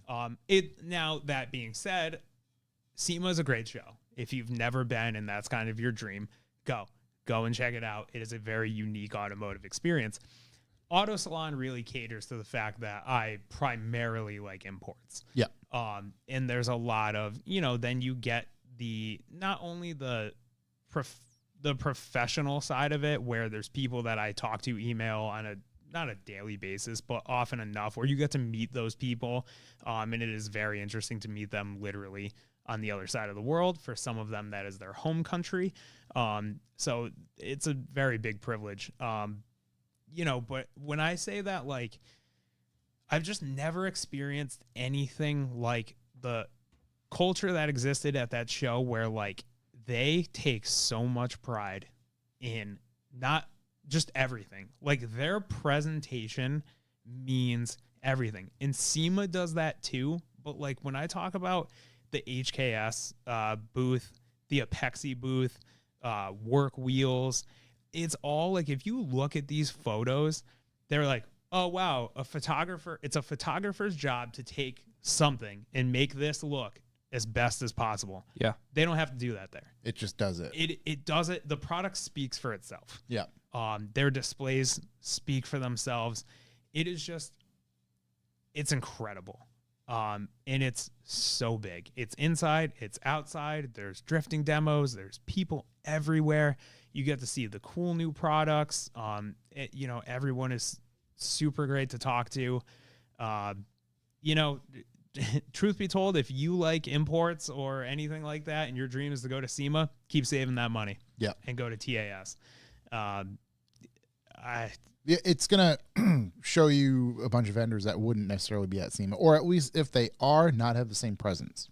Yeah. So our 22WRX at work has been at the, it was on behalf of the Raise booth at SEMA for 2 years in a row. And I was privileged to go one of those 2 years. And the Raise booth in Japan compared to the one at SEMA, the SEMA booth is very impressive. You know, it's got the giant, everyone's seen it. It's got the giant tree. Raise. Yeah. It's very impressive. The one in Japan is just insane. Yeah. And then, you know, they have all the cool merch and the trinkets and stuff like that. And it's just wild. I can't even imagine the amount of money they spend on like custom lighting for displays. Yeah. Like the Work Wheel displays, like it was really common when everybody was talking about the VSKFs coming back, and you see it's got, you know, like the generic square wheel holders, but they're all like illuminated. It's just, I don't even want to know how long it takes to set that up and tear it down. Yeah. It's just got to be insane. And it's at like a convention center, right? Yeah. Okay. It's a massive convention center of like 6 or 8 halls, I think. And then there's other buildings and stuff outside. And it's like, it's very overwhelming. There's a big food court, and the food's good. Yeah. Just the whole experience, I'm sure it just must be. Yeah. I mean, like, there's times where I sit and I think about it, and I'm just like, I can't fucking believe not only that I got to do that, I got paid to do that. Right. Yeah. You know, and like, again, you know, for all the listeners out there and all intents and purposes, I was still working during this. Yeah. So like, you know, whether it was work at night after we did stuff, or work in the morning, or, you know, snippets throughout the day, like, yeah, I was still remotely working. But like I said, for somebody to put me in the position I'm in and fucking believe in me and then allow me to do these things is just like, it is what dreams are made of. Especially when it comes to a field that you're passionate about. Because most people who lead a successful career aren't in a field that they're passionate about. It's just kind of the field that they landed in. Mm-hmm. So to really check all of those boxes is just like, I don't know how I got here, but I'm here. Yeah. And you're enjoying it. And yeah. Yeah. And then we spent a few days in Tokyo, which is photos don't do it justice. Japan as a whole does not do it justice. While they are accurate photos, it's just one of those things that like you have to see for yourself. Yeah. And I think the second to last, the day before we left, I walked around Tokyo 11 miles by myself, just wandering. Yeah. In the day, at night, like it is the cleanest city I've ever been to. You could if I dropped that cookie on the ground at midnight in Tokyo, I would eat it off the ground. Yeah. Yeah. It's insane. Which is awesome. I mean, it just speaks volumes again to their culture. Yeah. And just a handful of different things over there. Yeah. And I Pride. mean, 100%. Having pride in things. And there's some things I saw in Japan that I didn't post on Instagram. Some of my stuff gets flagged as it is. So you can, you can imagine. Put two and two together. Yeah. If anyone wants to see some of those things, DM me. I don't know what you want me to tell you. Yeah, as much as that, and I'm sure Peter will attest to it, that as much as that flight sucks, I'd get on it right now. Yeah. Like, no questions asked. Yeah. So for anyone that is considering going, just go. Just make it happen. Just go. You will figure it out. People are easier to communicate with than you think. They at least try to help you. If they don't speak any English, they will appoint you to someone that does. Your Apple Maps or whatever will conform to their systems. It'll tell you down to what train to get on. Yeah. It's very easy to travel. Up Garage is overrated, and just go. If you've ever wanted, just go. Yeah. Save the money. You don't need to go to fucking Florida. Go to Japan. Yeah. Yeah. I think that's a solid. Yeah, it's my PSA. Solid. Yeah. Public service announcement. You were talking about it a little bit before. How has business been overall for Subi Mods? Because again, there's not a stigma to cars, right? But I think cars are in a weird place because there's a lot of stuff coming to an end, whether it be models, makes, motors themselves. Everybody's really unsure about the future. Is that kind of the same in your world? We actually see the other side of that. Yep. I do think, without saying too much business wise, that my boss is very progressive in forging his own paths in what a business really means, and how to make that inclusive for other people. So for some insight, the first time I worked for Subi Mods was in 2016. 2016 is the market is primarily WRX and STI, right? The BRZ hasn't been out for too long yet, so there's not a ton of support for it. The STI is still available, for those that don't know, is discontinued after 2021. So that is the bread and butter market, is the WRX and the STI. And we've recently, in the last couple of years, seen that, we kind of have to maybe not put those beliefs to the side, but realize that, like, if you go to the dealership today and you buy a 2025 Outback XT, it's got the same platform as the 22 WRX does. Mm-hmm. So a lot of the parts transfer over, or the aftermarkets have made them fit both. So you go get your Outback XT and you can buy a Cobb access port for it, a Cobb top mount intercooler, a Cobb charge pipe, and slap a tune on it, and the thing makes 320 horsepower. Mm-hmm. And like, that's kind of a cool car. Like, it's a fun daily driver, given it's still got the CVT trans, so that's really going to be the weak link. But if you told us in 2016, or, my boss, like, hey, you should really cater to the Outback XT market, we're going to be like, what the fuck are you talking about? Right. The Outback what? One of those things. So it's about, it's just kind of putting those things to the side and realizing that, like, they make a lot of these things. Jesus. Yeah. Holy shit. Premium so, like, Onyx, limited touring Onyx. I know we made fun of the Wilderness Edition before. Which is honestly kind of crazy, because they're pretty fucking sick. So in most cases, right, if you look at a 22 plus WRX, right, everybody flipped out because they have the unpainted fender flares, which they call cladding. There's a term for it. For the nerds.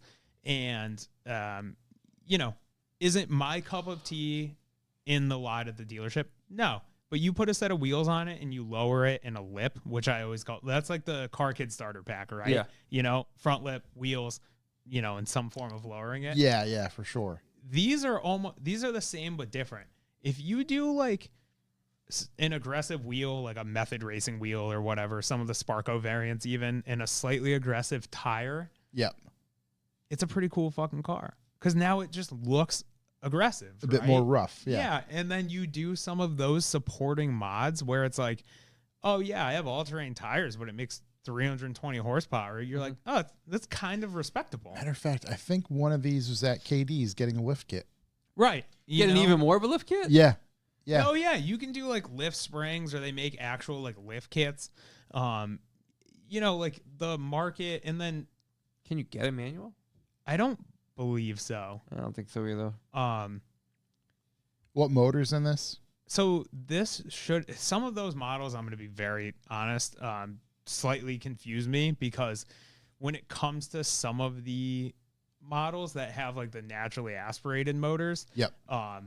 you know, there's limited aftermarket stuff, so it For doesn't like really a 2.5, I'm thinking way back, but like a 2.5 RS, you Right. know, motor or whatever. it doesn't really present its opportunity that much for us to really look into it. Yeah. You know, just because the amount of time it takes to add, like, I'll just use a cold air intake. The amount of time it takes to add one cold air intake to the website and then do all the fitments and all that stuff it's very time consuming. Yep. You know, so you got to weigh the pros and cons. Yep. Because we don't have a person that just, like, we could hire somebody that just sat there and added products to the website for 40 hours a week. Yep. Undoubtedly. Is that now, which is good because that speaks volumes to, wow, there's that much product still being developed. Yeah, I mean, there's that for direct fit stuff, and then there's also that for universal stuff. So, prime example, if the website is still up and you go like on the homepage, it should say like recently added, I believe, if you scroll down a little bit.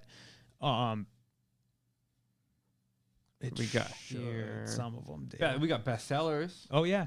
Yeah, Bestsellers new and stuff. products. So go back up. If you scroll to the right, so these are all product listings I've done over the last like couple days, but if you go, you'll get in the Sparco seats. There's like 50 different Sparco seats. Wait, now these calipers are $997? Yeah. Oh my god! What do Yeah. they do? It's an OEM Brembo one. Wow, my right? God. It's an OEM STI. Holy shit. But yeah, you're just Right. it's Sparco seats for days. But like, you know, if you look at those ones, one is gray stitching, yeah, one is red stitching. Right. Right. So those are two separate listings. yeah, yep.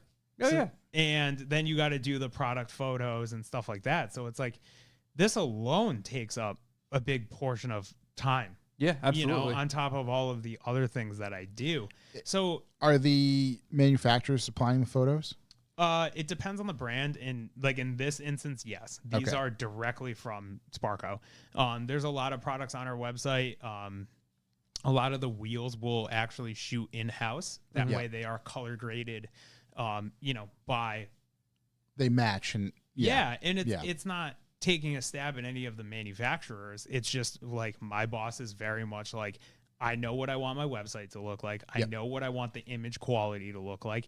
And if someone's buying $1,000 wheel, or when you get into like some of the T37s, like if you look at like the Hyper Red or the Hyper Gold, those are like, I don't want to call them like custom color options, but they're like special order options.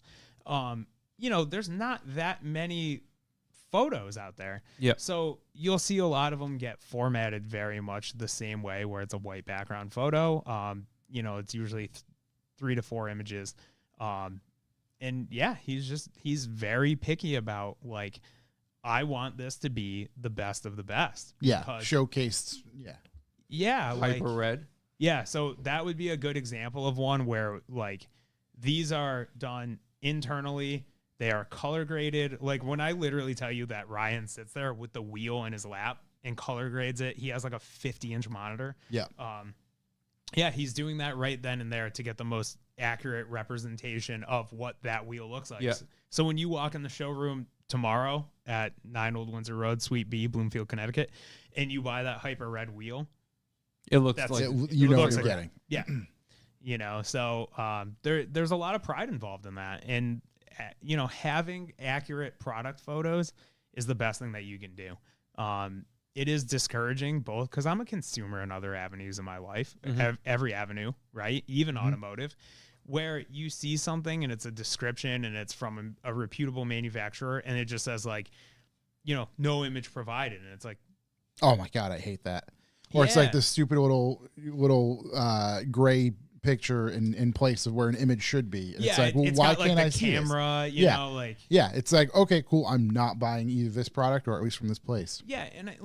And I from the, I always say the other side of the desk, I get that because there are times where you're like, hey, somebody reached out for a product we wouldn't normally list, right? I've sent custom invoices. It's very simple. And then sometimes you're like, well, maybe I'll just activate the product.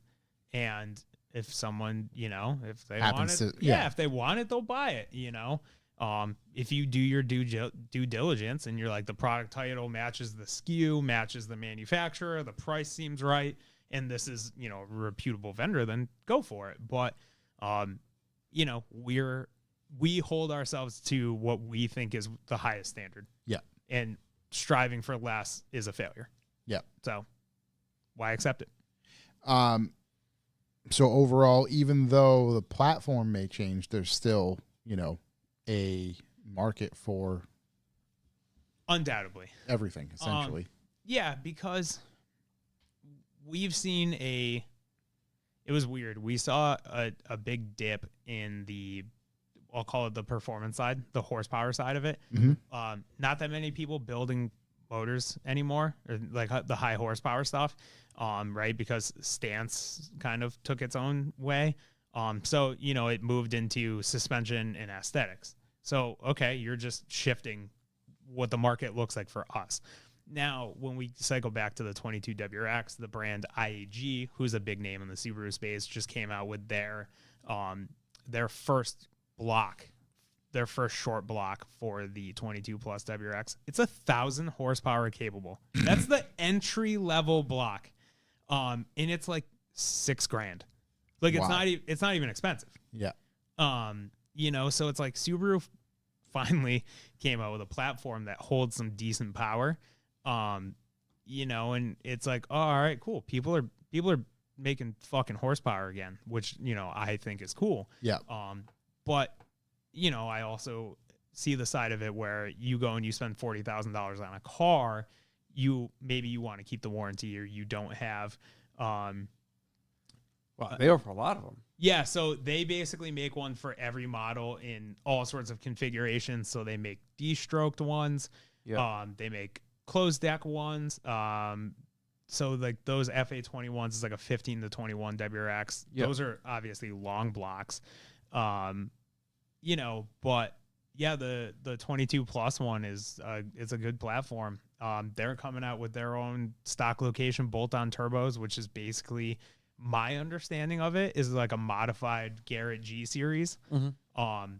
So it's awesome. And what a lot of these manufacturers are doing is this car has a really cool space if it interests you.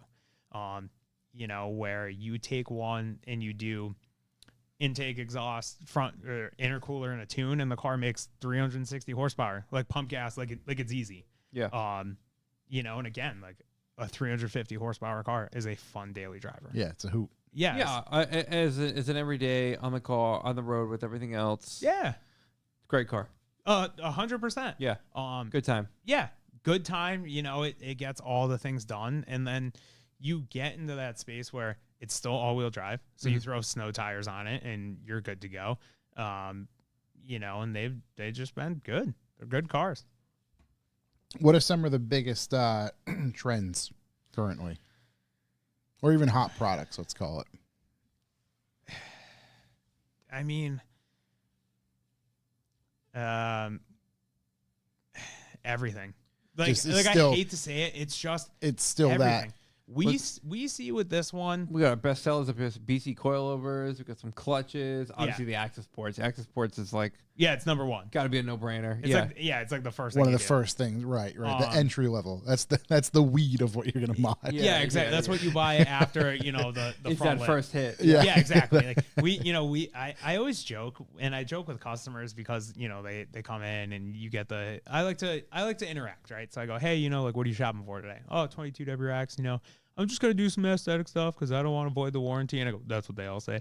And then they're like, all right, yeah, I'm just gonna buy this shift knob and some lowering springs or whatever it is. And I'm like, so when you buying the access port? And they're like, no, I'm not gonna. And then like a month later, the door slams wide open and there's just this beam of light comes in and they're like, the access I'm here. port. Yeah, he has risen. Because they've been thinking about it the entire time. Yeah, it's like you just kind of like put that bug in their brain and they're like, I want it so bad.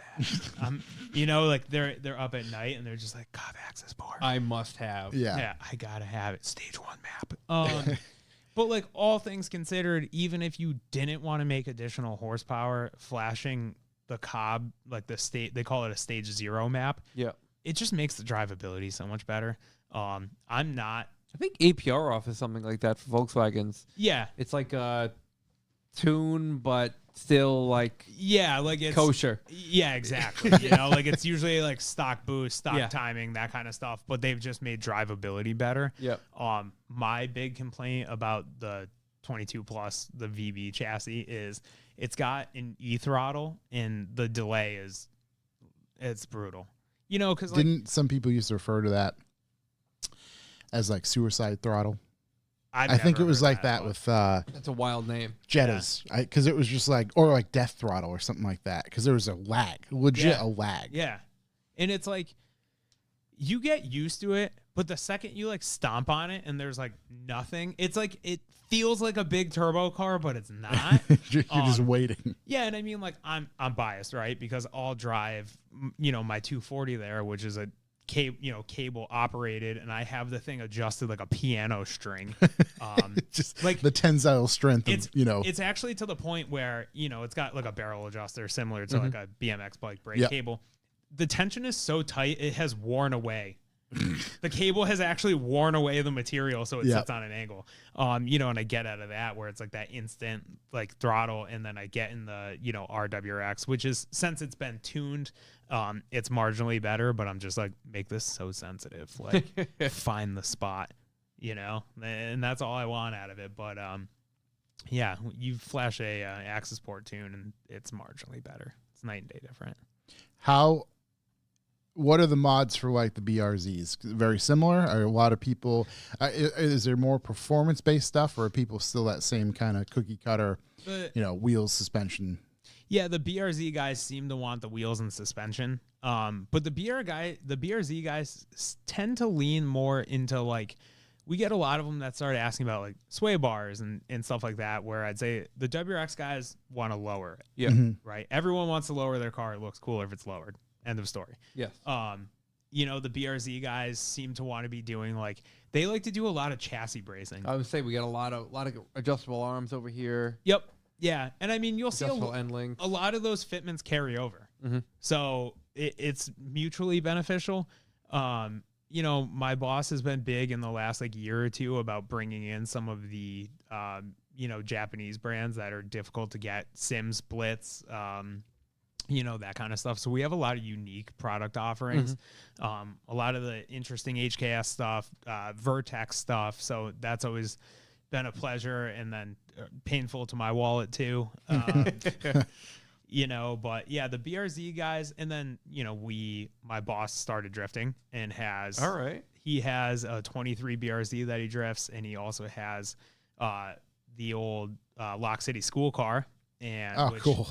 Well, it looks a lot better now. But anyways, so he got pretty big into the drifting side of things. And then we went online with GK Tech.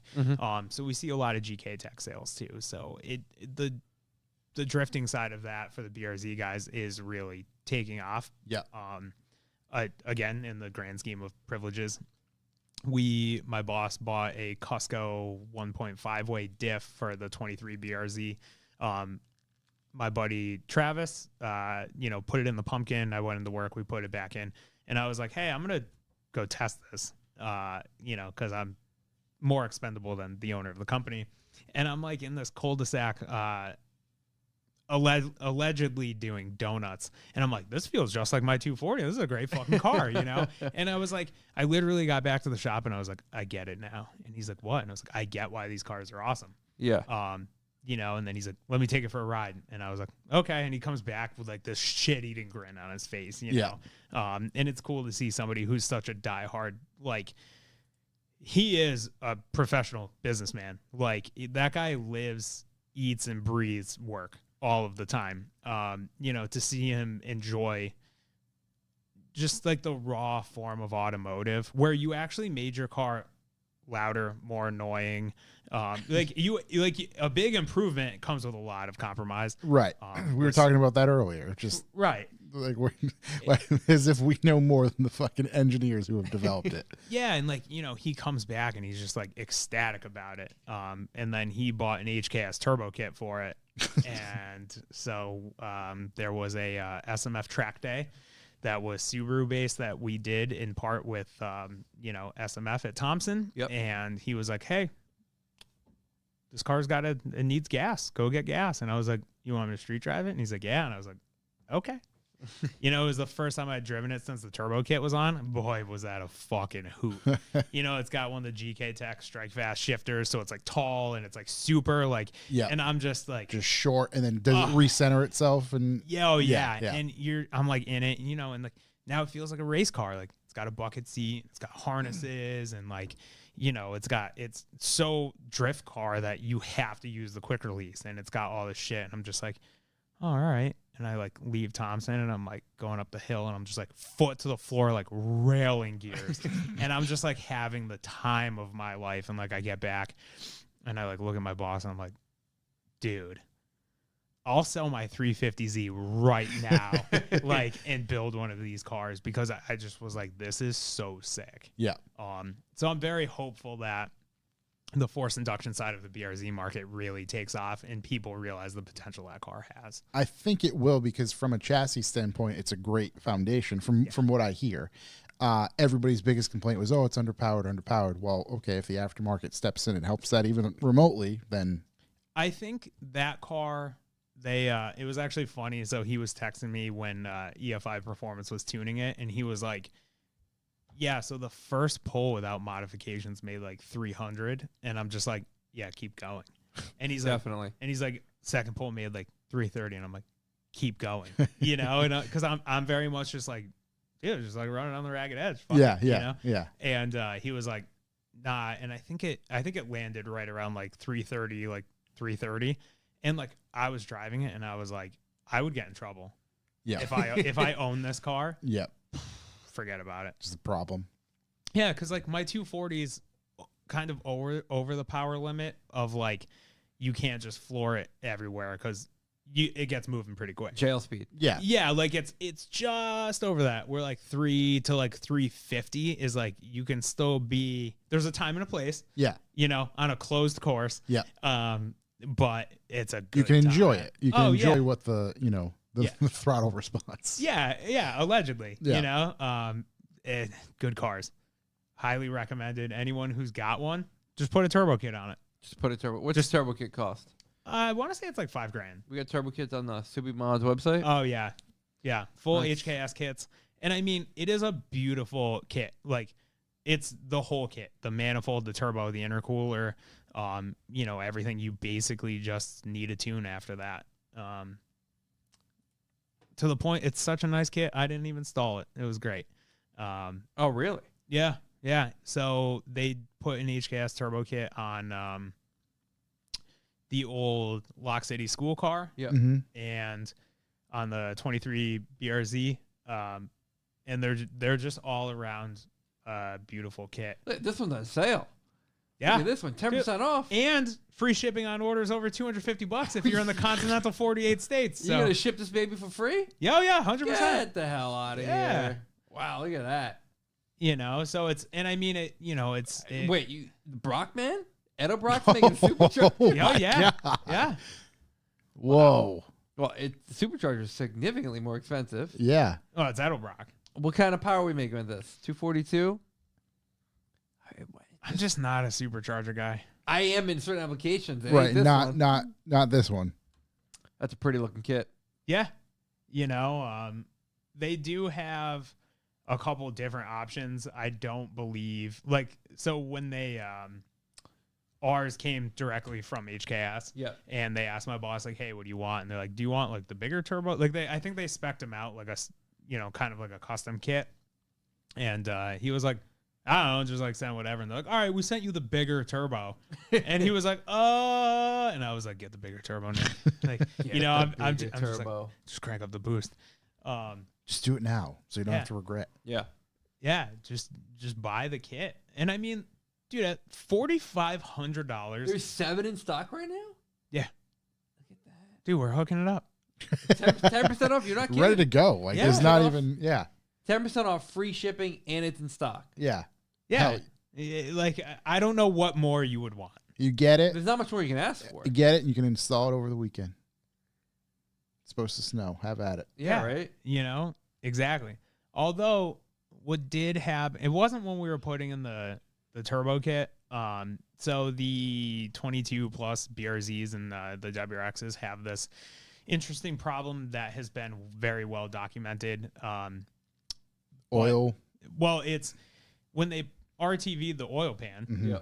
they used all of the RTV. So much. Like Yeah. all the salt out front. Yeah. It's like that, and it gets sucked into the pickup tube. Yeah. It doesn't necessarily block it. It's actually pretty impressive. So, we had done, both of ours, but we did the 22 BRZ at the shop one night, and you look up in there and like, yeah, there's like strands of RTV. Like people make it out like there's gonna be a block of cheese in your fucking oil pickup, and it's like that's just not the case. Now, I'm not saying ignore it, and I'm not saying leave it there. By all means, clean it out. Inspect it, right? Take a look. Yeah, I mean, even I think when this was, dare I say, in the news, I watched Jimmy's video of his. Yeah. And he did it, and he was like, "Oh, sure enough, there's, it wasn't."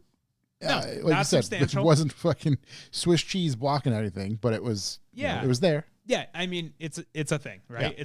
It's a thing for a reason because it's common. So we're doing it right, and I'm standing at the toolbox, and I don't necessarily know if I was like getting something or whatever, but my boss is holding the oil pan, and they're like this big, like it's tiny, Yeah. and he's like we're talking like a minute later, he's like, "Oh shit," and I'm like, "What?" And he just like looks down. He had it tilted, and he was pouring the oil on my fucking shoes. and of course, I'm wearing white checkerboard Vans. And I'm like, dude, are you serious? And he's like, yeah, whatever. And it's like, just go back to what we're doing. Like, they're trashed anyways. Yeah, root beer Vans. Yeah, I mean, long story short, I got a new pair of Vans. That's, Yeah. yeah. But it's just, one of those, like, I think not everybody gets to have those like extracurricular relationships with their boss. Yeah. Where it's like some of my most difficult memories with him are also my most fondest memories with him of working on cars. You know, because there's just times where I'm like, just get the fuck out of my way. Like Do your thing. Please go do whatever you're doing somewhere else. But I've also just laughed like so hard with him just working on cars and just being silly, where you can push aside everything else. So very privileged for that. What's what's the rest of the year look like for Subi Mods? Yes. Just yes. I know this year there will be I call them like the normal, like doing the normal Subi events. Yeah. So that's for the people in Connecticut or New England. That's Wicked Big Meat.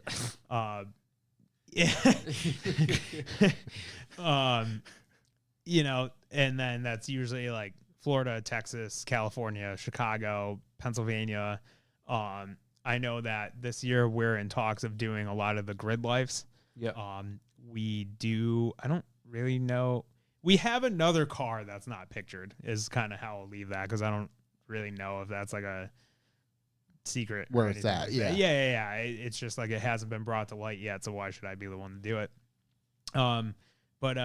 Yeah, that's our 22 WRX. A couple of the guys just took that. Really like delivery. I was just gonna say I like the looks of it a lot. Yeah. So that's actually the third livery that's been on that car, and it's my least favorite. Really? And now the problem is if you find any photos of the BRZ is white camo.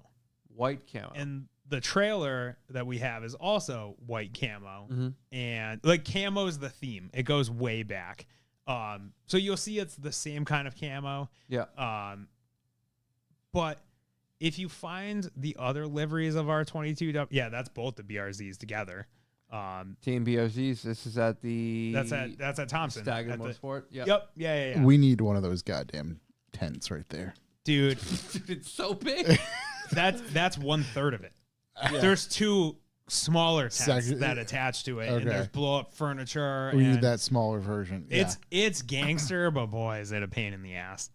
We want the okay. inflatable I was one. gonna say we want Yeah, the inflatable. Well, that is an inflatable one. Okay. It takes a while. It's But yeah, if you find any of the older photos of that 22, that's scroll back. That middle photo, that's an accurate representation of my boss. No. okay. He wakes up, he works, he supplements with caffeine. Yeah. He works, he goes home, he works. Yeah. You know, like he's probably working right now. Yeah, just like the other liveries that were on that car were super JDM inspired, where 1 year was sponsored by Rays, and then the year after that, it was sponsored by Advan. So it's their the second livery. Advan's cool. It had the Advan kanji going up and over like the back door and window. Yeah. And I was just like, this is the coolest livery I've literally ever seen in my entire life. So on the right, there's down. Yep, right there. So that's the matching trailer, right? Okay. So like the camo makes sense. I see the white Yeah. camo, Subi mods. It's a big trailer. Yeah, dude, that is six wheel gooseneck trailer. Dude.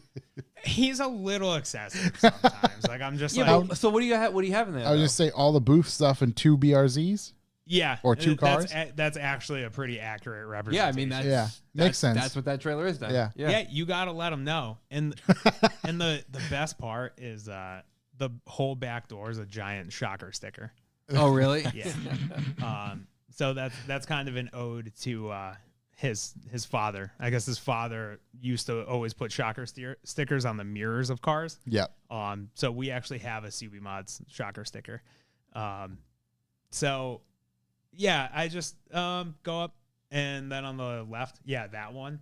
That's like that to me is like that's the fucking car. That's you a know, cool. like Yeah. that livery. The first livery was super cool, but that was the one that we were like, holy shit. Yeah. Like it's that to me is like the Halo car, and while the camo represents way more, than anything, if I'm picking favorites while I'm off the clock, that's the one. Is the cladding painted?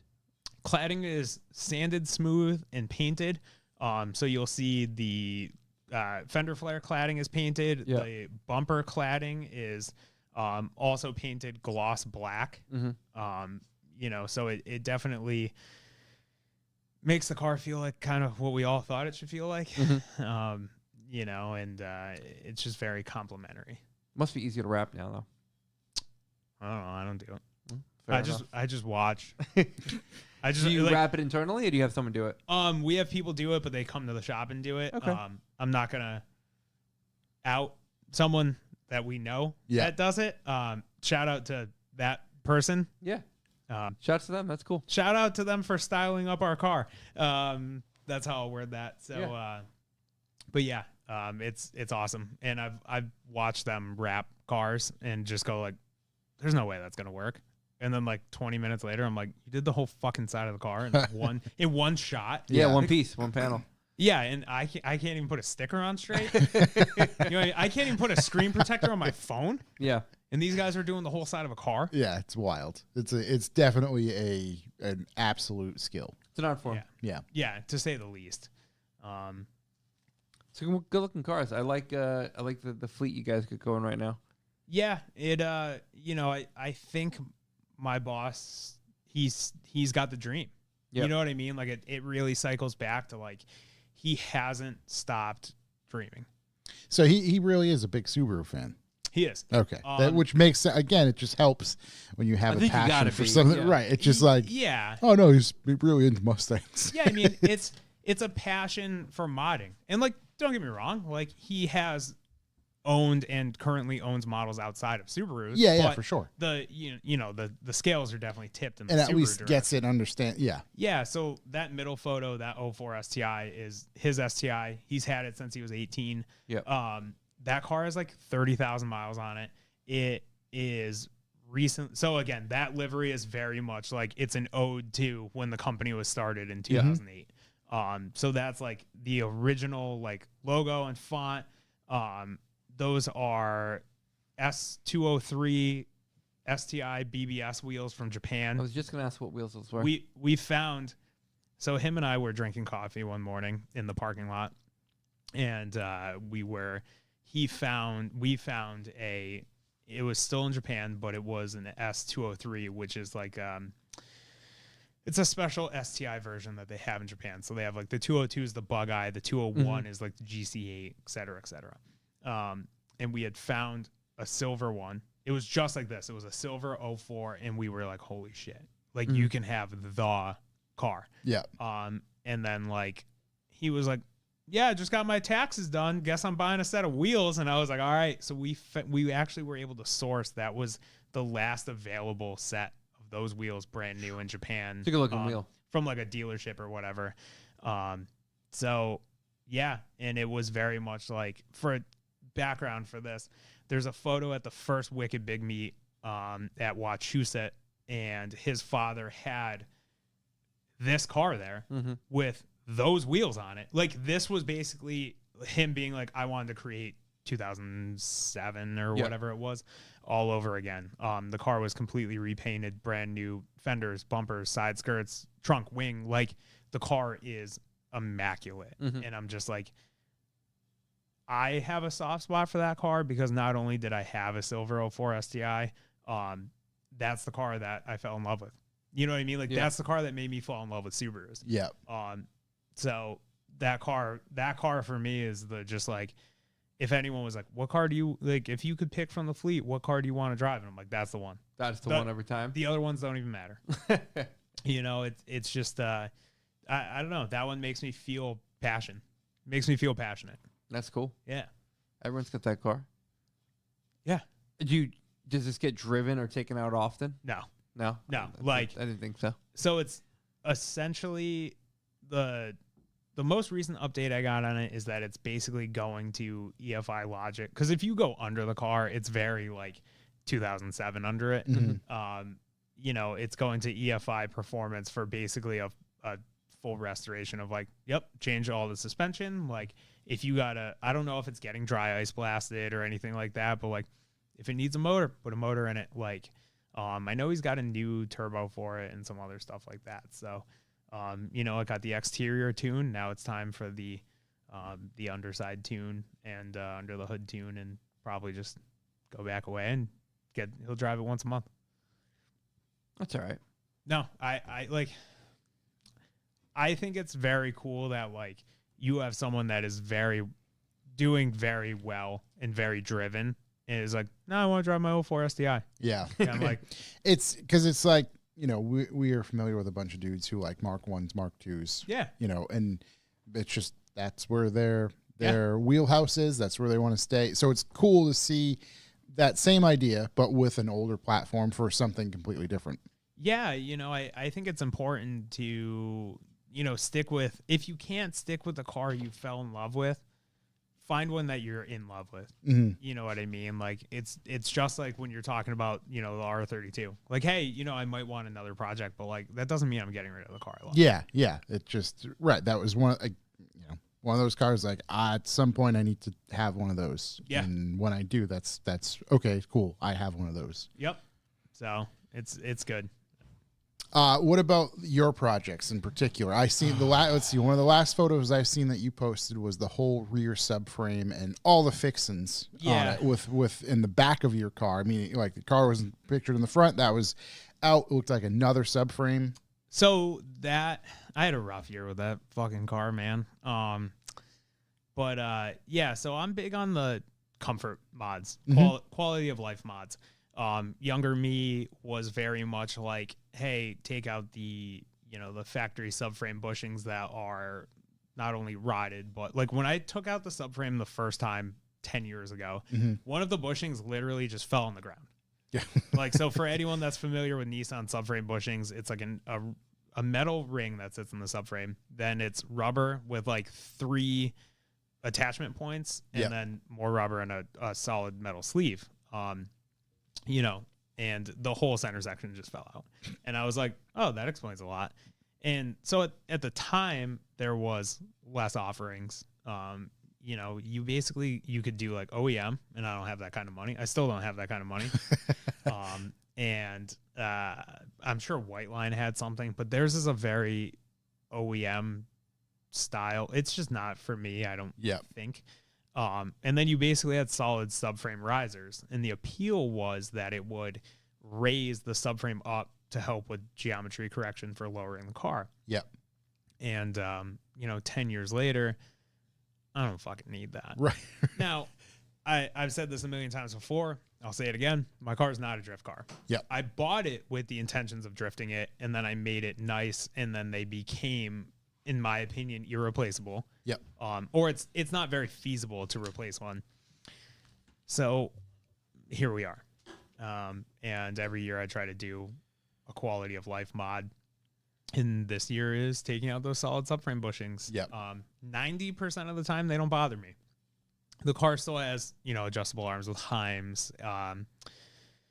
There's a point where I think my car is at the power level where any more of a restrictive exhaust from, you know, it is going to negatively impact performance, and I can't have that. So, you know, trying to quiet it down isn't the most feasible, but it has a resonator and a muffler, so it's not super loud. Yeah.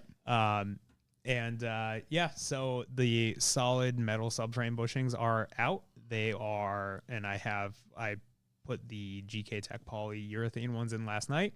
I recently got heat in my garage, and that is fucking sick. Yeah. And I like right now, you know, my garage is 40 degrees. It's just what the thermostat defaults to when you have it shut off. If I'm going to work in there, I turn it to 50. And as long as you are working, 50 is super comfortable. Yeah. And Like, you're comfy in a sweatshirt and you can just do whatever. Yeah. yeah. And I would walk out to my garage and like just to go to my toolbox and like grab a tool to do something in the house and be like, I just walk out and go, woo.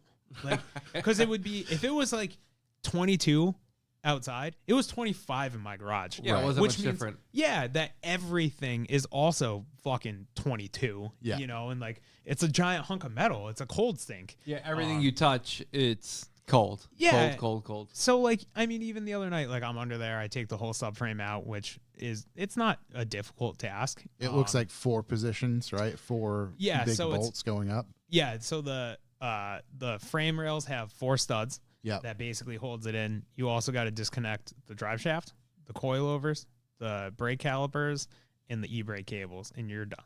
Yeah. So the lower coilovers are 1 bolt. Yep. The brake calipers are 2 bolts. The drive shaft's 4, and the e-brake cables are 2 bolts plus taking the actual cable out. You're done. Lower it out. Lowering it out's not that fun. You have solid bushings. It's kind of got to come out level. I got like 2 jacks, and I'm just like slowly, doing it by myself, and you know, whatever. So, that'll get, you know, like I'll change my diff fluid while it's out. Probably change my transmission fluid, that kind of stuff. But hopefully 2025 is a better year for that car because 2024 sucked. What else do you have on the any, you know, just general maintenance stuff, more comfort stuff?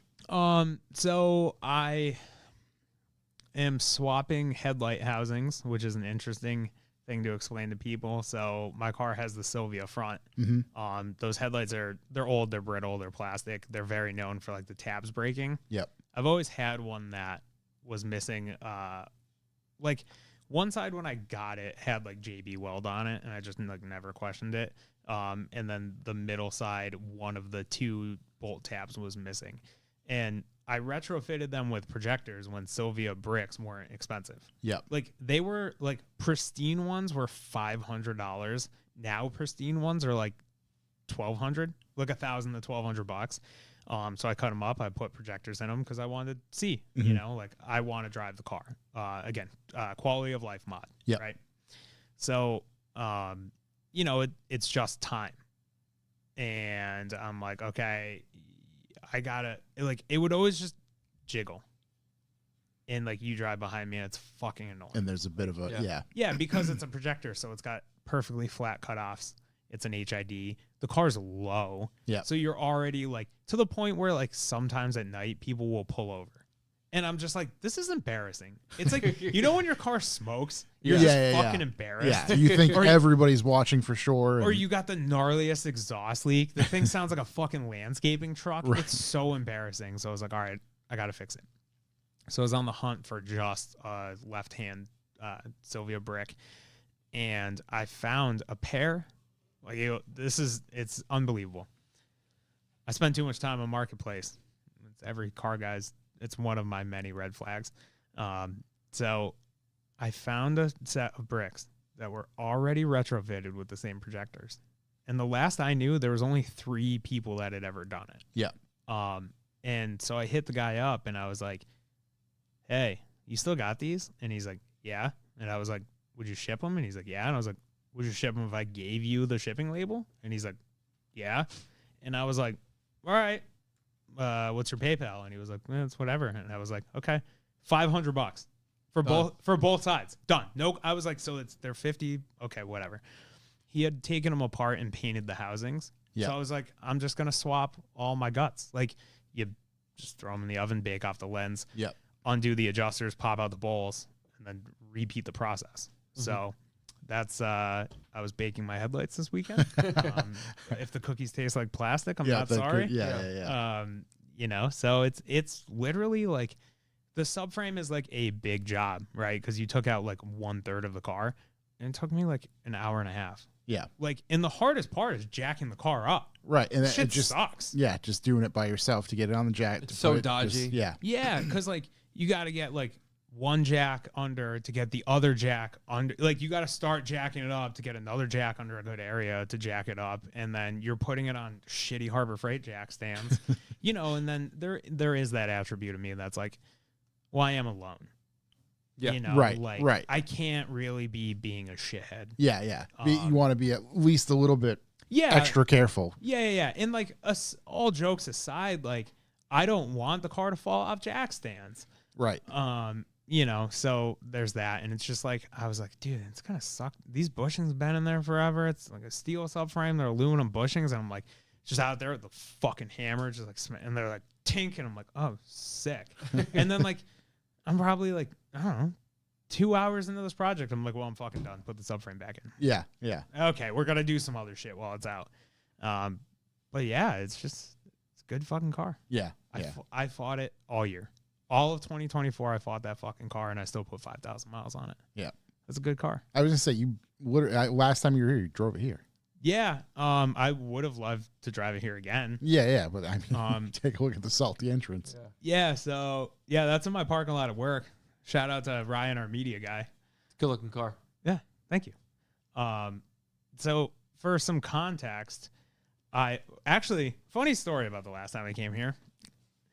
We leave, and now Shook also lives in Connecticut. Yeah. And he's in front of me. Right. There's an incident. There was an incident. Yeah. And I'm just driving, and the car just fucking shuts off. Your car? My car. Now, it's like midnight. Yeah, it's late. We're in the middle of fucking nowhere. Like, there's not even streetlights, and it's just me and Shook, right? So I think maybe he was following me. Regardless, he stops, and he's like, what's going on? And I was like, I don't know, fucking car shut off. And he was like, all right, what are you going to do? And I was like, well, try to start the fucking car. So I'm like cranking it. And it's like just being weird. And I'm like, all right, whatever. And I like go in the back and I like flip the circuit breaker off and back on. And the car just fires right out. And I was like, let's go. So I was like, there's a Cumbies a couple miles away. Let's just go there. There's light. Take a peek around. I look at everything and go, oh, the car's fucking fine. I drove home. Car's fucking fine. It periodically would happen where it would just like shut off, but you would just flip the circuit breaker and it'd be fine. Mm-hmm. Yeah. Truth be told, I never fixed that issue. Or I don't know. But what I had found was that like it's a cheap circuit breaker. It's from Amazon. What I found is that those like cheap circuit breakers, if they trip once, they're basically useless. Like they're prone to tripping again. Yeah. And it's a fun party trick when you're driving with somebody and you're just like, hey, I got a question. And they're like, what? And I'm like, why the fuck did my car just shut off? You know, and they're like, what? And I'm just like, you just like kick it in neutral and you're just like, I don't fucking know. You know, and pull over and whatever. So that happened. And that was, I don't know, over the summer. And then that following November, so November of 2023, I was always a big fan of, you know, it's the end of the year. Like, let's do a big burnout. And allegedly, my parents live on a road that is like flat and straight. And then it's like a 400-foot, like super steep uphill. Yeah. So there's a video on my Instagram of me doing a burnout allegedly on that road. Minus the poker face that there. one in the middle there. And so it just turns out to be this really super perfect road for this. So I was always like, oh, I mean, the face of determination, just looking forward. Yeah, well, nothing's bothering you today. Yeah. Like, I'm just having a good time. Like, cue up that song by Queen that's like having a good time. So you can see the burnout marks. Right. That are maybe or maybe not by me. You are cooking. Oh, I'm having a good time. It's basically the scene from fucking Back to the Future right now. Exactly. But you know, you put the car in second gear and you dump the clutch between 6,000 and 7,000 RPMs, and you're having a good fucking time. Yeah. So it's one night just going for a drive by myself because I know the impending doom of the salt is coming soon. Yeah. Like, whatever, I'm going to do a fucking burnout. And I'm like, I could literally make a video of what it was like. I'm doing this burnout. And, you know, it's like one foot's on the brake and you're just like rocking the gas pedal. Like, all you hear is like wastegate, like on and off. The noises, Fucking, the pure bliss of, just, you know, this shitbox symphony, as I like to call it. And I literally went like this, and I just look at fuel, speed, or coolant temp, fuel, speed, tack, wideband, boost, oil pressure, 0. And I went, fuck! And I just like let off the throttle and like start coasting, and I'm like, fuck. And I like get back on the throttle, and it's like, and I'm like, oh no. I'm like, fuck. So I'm just like, well, the motor's fucked. Yeah. So who cares? So pull up to my parents' house, walk inside, open up the garage door, pull it in, right on the ramps. The car's idling the whole time because I'm like, who cares? The damage is already fucking done. Right. I go inside and my parents are like, hey, what's up? And I was like, I think I just blew my car up. And they're like, what? And I was like, yeah, it's making some bad noises. And I was like, I'm going to dump the oil. So I dumped the oil and I'm just like, you know, you pull the pan out and you do like everybody else does and you just start mixing the metallic paint. Right. with the zip You just tie, see and it. Just like, fuck, you know? So it's like, all right, cool. Let's start looking for a block. So long story short, that block that was in the car was already bored 60 over, which is basically the max you can do on a KA without sleeving it. So it's just cheaper to just get another short block. Yeah. Find a short block, tear it down, get all of the internals I'm going to need from work. Shout out Subi Mods. You know, send it to the machine shop, have them, you know, deck it, bore it out 20 over, all that shit. One of my very close friends, Travis, shout out Travis. He pretty much, I'm not even gonna say pretty much, he assembled the engine for me. Does he work with JP? He does not. Okay, So Travis, I was thinking, I think Different they're both Travis. Travis. Yeah, That's why. Yeah. different Travis. You know, my friend Travis owns Precision Speed. Okay, Shout out yep. Precision Speed. He's my Fab Guy machinist tuner. And Solid. like that aside, he's one of my very best friends. Like, incredible human being. I cannot, I'm the first person to tell you that without the internet and without friends, I would not have cars. Yep. It just simply would not exist. And I will never sit here and be like, yeah, I've done everything on my fucking car, because that's not true. Yeah. So he builds the motor. I go over his house on a Friday. We put the motor in the car. It was Friday night after work. So I get out of work at 6. So I get to his house. We put the motor in the car. We're like, all right, cool. Saturday, we button the car up. Now, I also did another motor. I did RTEC manifold, brand new Turbo Smart turbo, brand new Turbo Smart wastegate. So there's fabrication stuff that needs to be done, right? So he makes me a new downpipe, new intercooler piping, new wastegate dump tube. I switched to a manual boost controller, so we made hard lines for that. And meanwhile, I'm buttoning up all the auxiliary shit. So, put in a radiator, run the hoses, put in all the fucking vacuum lines, like put in the wiring harness, all that shit, button all that up. And we're like, oh, okay. It's like, I don't know, Saturday afternoon, fire the car up. Cool. All right, shoot base time and get it warm, do an oil change, all that shit. Sunday, it's like, all right, take it for a ride around the block. Yeah, it's good enough. All right, drive it home. Well, Monday I closed on my house. So, like, it was just like that 4 days is like such a blur of like, fuck. I did some really childish shit and then I did some real adult shit. Yeah. And it's like the second drive I drove in the car was to my house. To put it in that, which is ironically less than a mile away from Travis's house. So I basically did this like stupid roundabout journey, whatever. So go through the normal hiccups of, putting a new engine in a car, whatever it is, you find the quirks, right? There's always going to be quirks. I don't care what anybody says. So I had one of my Instagram followers DMs me one day and he's like, hey, what clutch do you run? And I'm like, oh, this is Q. And he's like, doesn't your car make more power than that? I'm like, what the fuck are you talking about? It's good for like 500 foot-pounds of torque. And he's like, oh, that one's only good for like 350. And I was like, what? And he's like, yeah, look it up. And I was like, there used to be only a full-face disc option and a 6-puck option. And the full-face disc one held like 300 foot-pounds of torque. The 6-puck was like 500. Now there's a 6-puck one that only holds like 350. Yeah. Bitch-ass clutch. What the fuck you going to do with that thing? And I won't name names, but a certain manufacturer gave me the wrong SKU. Now, I take the 51% in saying that I purchased that SKU. So it's on me. I didn't do my due diligence. I didn't do any verification checks. So I'm like, cool. The first time I go wide open throttle, this is going to smoke the fucking clutch. So I reach out to them. I go, hey, this is my dilemma. What's the difference? And they're like, you just need this pressure plate. Okay, cool. Buy the pressure plate. I'm like, oh, this sucks. I got to pull the fucking transmission out. So yet again, infinite wisdom of being a car guy. Instead of like bringing my car to Travis's house in the morning with my BMX bike in the back and riding it home and getting in my 350Z or any of my other cars, I drove it to work and then I drove it to Travis's house where we drove it right on the lift and started taking the transmission out.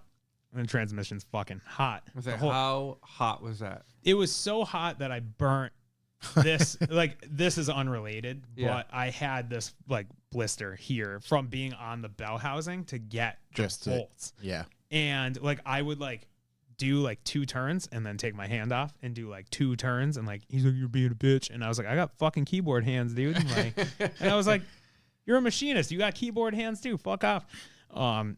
So we do that, swap that, great, okay, good to go. Normal stuff. And then like August comes, and Tom of Front Street decided to total his fucking car, right? So Jimmy's helping him build that car, and it was basically, there was one day it was like all hands on deck. My buddy Travis was down there. Chase from Chase Bays flew in.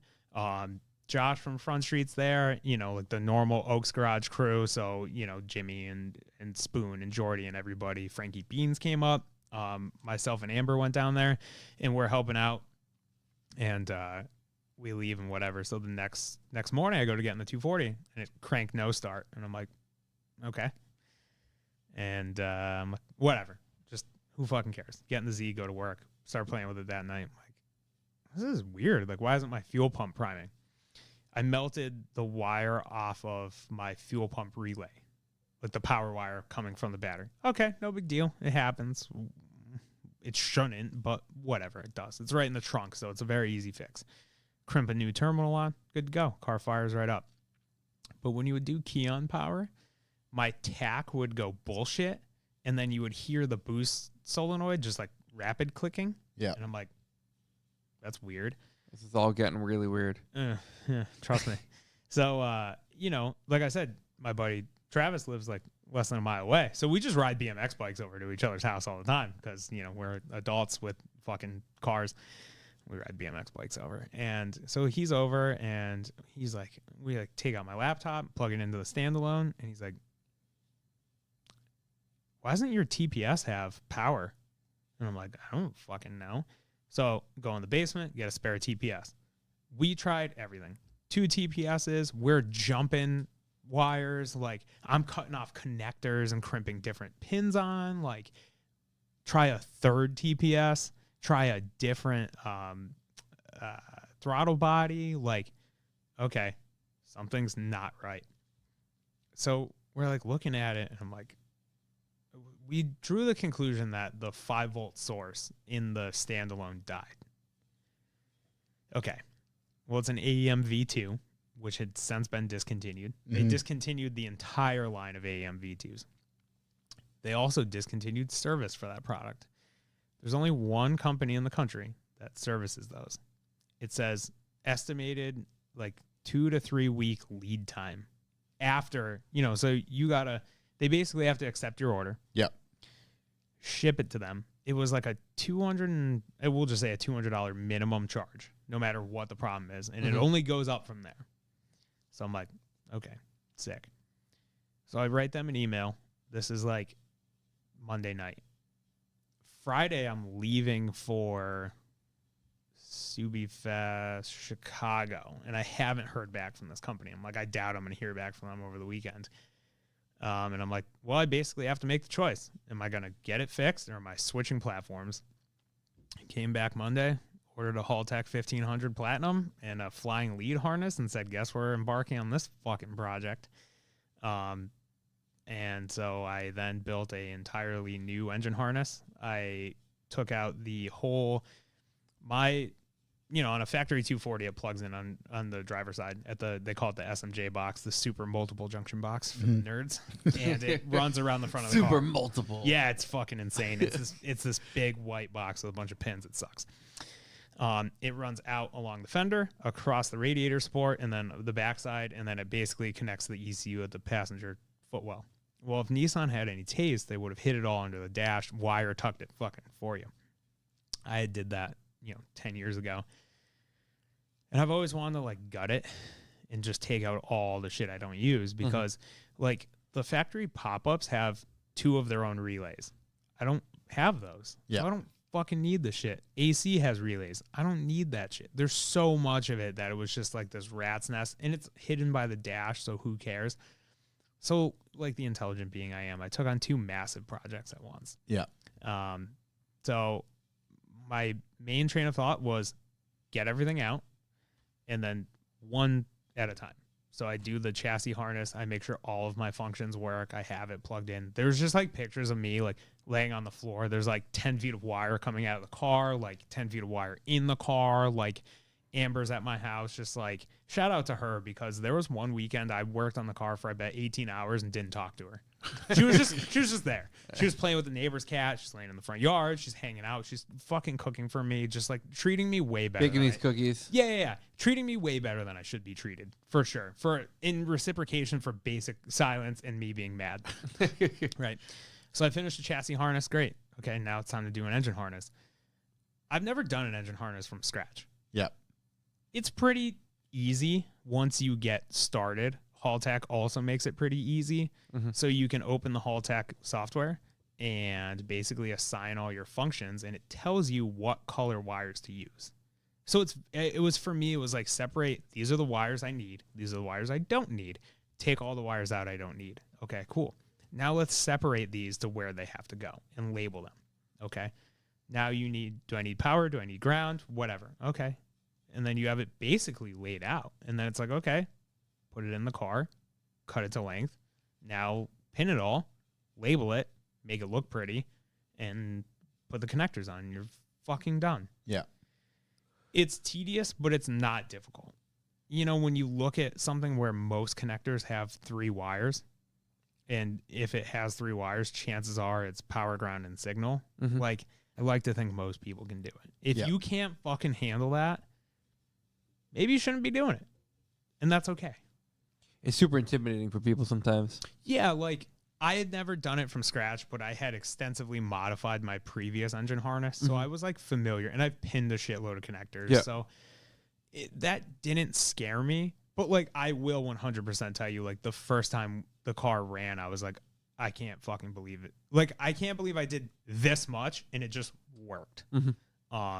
So, you know, that basically took me the whole month of August because, you know, and then I was traveling for work in that time, and life and other shit. And I got that done. And then in September, like I said, my machinist fabricator tuner, one of my best friends, Travis, was getting fucking married. And this guy is at my house like 2 nights before he's getting fucking married. Cause he's like, yeah, I'd like your car to run while I'm on my honeymoon for 2 weeks. And I'm just like, this is like, I don't give, maybe, I don't know, maybe I do, but I feel like I don't give enough credit to the people in my life that fucking treat me way better than they should. And just push. Yeah. Cause like that is insane. Like that is arguably the biggest day of someone's life. Yep. And you're just at my house in my garage, just like, yeah, I want your car to run. I want you to be able to drive it. You might not be able to like get it in the boost, but like you should be able to drive it. And I'm just like, and Amber's in the kitchen making both of us fucking quesadillas, you know, and I'm just like, I don't know what I did to deserve this, but this is just fucking insane. Yeah. The literal, like the best humans. So it gets better. There's more bullshit. So when I first started, somewhere in between it running and the ECU shit, I kept having issues where every time I would get the car into boost, it would throw the alternator belt off the pulley. I don't know why. I literally... Didn't that... Yes, it came off my last one. Yeah. 100%. Like, I left the alternator on the bracket. I took off the tensioner. I unbolted it from the block. I bolted it on the block. I bolted on the tensioner. I don't know. Nothing changed. Nothing fucking changed except the block. I don't know if they machined the block wrong, if there's variances in KA blocks. Right. I don't know. But it got to the point where Joe Waltz had given me brackets. Somebody else, maybe it was Joe, gave me a pulley. Like, I'm trying everything to figure this the fuck out. And I'm just like mad. Like, I'm on the side of the road on 4th of July putting a belt back on because that was when I discovered the issue. I bet I put that belt on 5 times that day, just trying to fix it. So lo and behold, bring it to my local machine shop, Precision Speed LLC. Shout out Travis. And I'm just like, just fucking take material off. So we like move the alternator back, and now it's fine. Great, cool. We cycle to after the ECU shit, and I start the car one morning, and I'm just looking at it, and I'm like, 11.9 fucking volts. I'm like, I'm gonna just throw this fucking thing off a cliff. You know, and it's like, that was maybe, I don't know, late October, early November, you know, where it's like, it's kind of like we touched on earlier, like there's some projects that if it's like right at the end of the year, you're like, I could just be done. And I'm like, I'm not ready to be done. Yeah. So like fucking $300 later, I put an alternator on the fucking thing. And I'm just like, dude, please stop. Just like, please. And, you know, there was like one point, it was probably like after I put the cars away, you know, they start salting the roads and shit. And we're doing whatever. And Amber's just like, dude, you had a really shitty year with that car. And I was like, what are you talking about? I love that car. Like, I had such a great fucking time. And she's just like, no, like really think about it. And I was like, fuck, dude. It's a lot of stuff. Yeah. That was like definitely the hardest year of owning a super modified car. Yeah. That's not everything, but that's almost, it's a lot of main components. Every few years you get one of those. Yeah. And it was just like, dude, one thing, like those are massive changes. You know, like it's not like you just like, if I like in my Camry, right? If the ECU died today, I go to the junkyard, I get a 2014 Camry SE fucking ECU, and you just plug it in. Yeah. Like that's not the case. Yeah. So that's why like I'm probably so desensitized where I look at the subframe in my garage and I go, this is a day project. Right. You know what I mean? Like this is like I could do this after work and put it back in the car and drive it to work. It's tomorrow. defined, and you know, like there's a scope to it, and yeah, and it is what it is, and it's just. That's all that it is. You just take it out, hammer out the bushings, you fucking C-clamp the new ones in, and you're good to go. Yeah. You put it back in the fucking car. And like 10 bolts later, the car drives. It's all sorted. Yeah. It's all back together. Imagine that. yeah, let alone the fact that you got a blank standalone ECU. Like, try to get the car to fucking idle. Right. You could get any car to idle if it's wired for it, Mm-hmm. So it's just like, I'm happy it works. Yeah, it's at it. Well, it sounds like it's at a good position now. I started it last week because it was like 40 in the morning. Yeah. So like started it, backed it out, like get some temp into it, and it fired right up. And like, when you fire up your car in the spring and it's just like that familiar sound and you kind of get the warm and fuzzies. It's welcoming. Yeah, and it just was like, and I love my 350Z, but it's not the same. Yeah. I'm not in love with that car. Yeah. Like, it's just, I like it, and like, the 240 just got my fucking heart, man. Yeah. That's the car. Yeah. And it's just, I would like this year to be a little smoother sailing. I was gonna say, Gas and oil. That's few what I'm more going weeks. for. Gas and oil. Gas and month or- oil, baby. month or two, whatever, and soon enough you'll be able to enjoy it. Yeah. Get out there. I'm trying to be, daily driver spec. Gas, oil, maybe check Brake pads. Yeah, That's it. hopefully not. Maybe check tire pressure. Something like that. Right. Have a look see. Yeah, just Something to real simple. make Yeah. sure it's still alive. Yeah. Something Yeah. like that. But I don't know. It's just chilling. Again, as we were talking about at dinner, you can really sometimes go, why do we do this? What? Yeah, it's because I like Let gambling. me fix this thing. Yeah. Yeah, like, can you just imagine that you lead a life where you've had nothing but like reliable cars?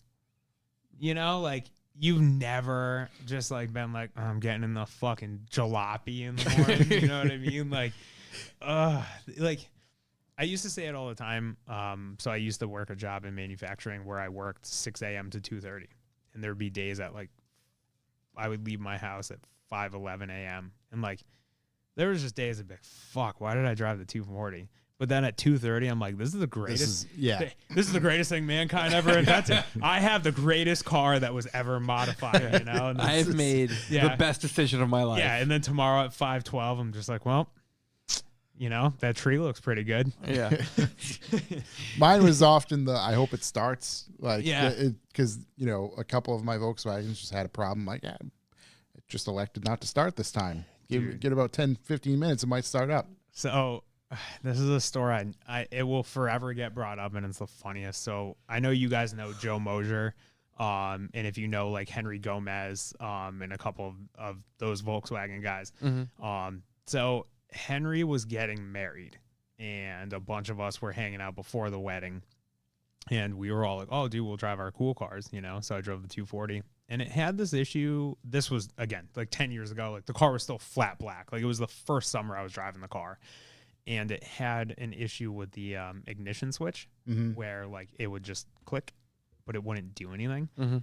And you could usually, it didn't make sense because it's not how electronics work, but you could just kind of, like, push the car, like, 3 feet and it would just work. I don't know why. Okay. Except for on, like, a fucking August day when you're wearing a suit going to a wedding. Yeah. And we're in front of our friend Matt's house, and I'm just like, fucking car won't start. And they're just like, I'm like, yo, just like one person help me push it, and I'll just like jump in the car. And they're like, just get in that fucking car and just put it, like, just dump the clutch when we say so. And there's like 5 of my friends in suits just like pushing my car down the road. And like, dude, we're talking like 10 years ago, and it still gets brought up. And they're just like, hey, remember that time you were a dickhead with your piece of shit car? And I'm like, hey, remember that time none of your Volkswagens run, and then the rest of you sold them? And then that conversation's over really quick. But it's that same thing. Like, dude, a little gambling's good for you. Yeah. It's a welcomed problem. Chicken soup for the soul. Something like that. For the automotive Yeah. enthusiast soul. Yeah. Brett Murray, just DM me. I've got an address you can ship stuff to. Big shouts, Brett Murray. Making Yeah. it happen in the chat. I think that's going to do it for us. It's always good getting catching late. up with you. Yeah, it is. There's so much, like, we could go down so many paths. I enjoy the hearing about the business side of stuff, and because it's a world, like, obviously I know the world exists, but I have nothing to do with Subarus on a day-to-day basis. It's just so out Or of even my really the aftermarket world. realistically, right. I As know. a consumer, one thing, but as like a in the trenches of it. Right, understanding how the business works, and just again the outside influences that play or can wreak havoc on said business. We joked earlier about the tariffs and stuff like that, but that's a real thing.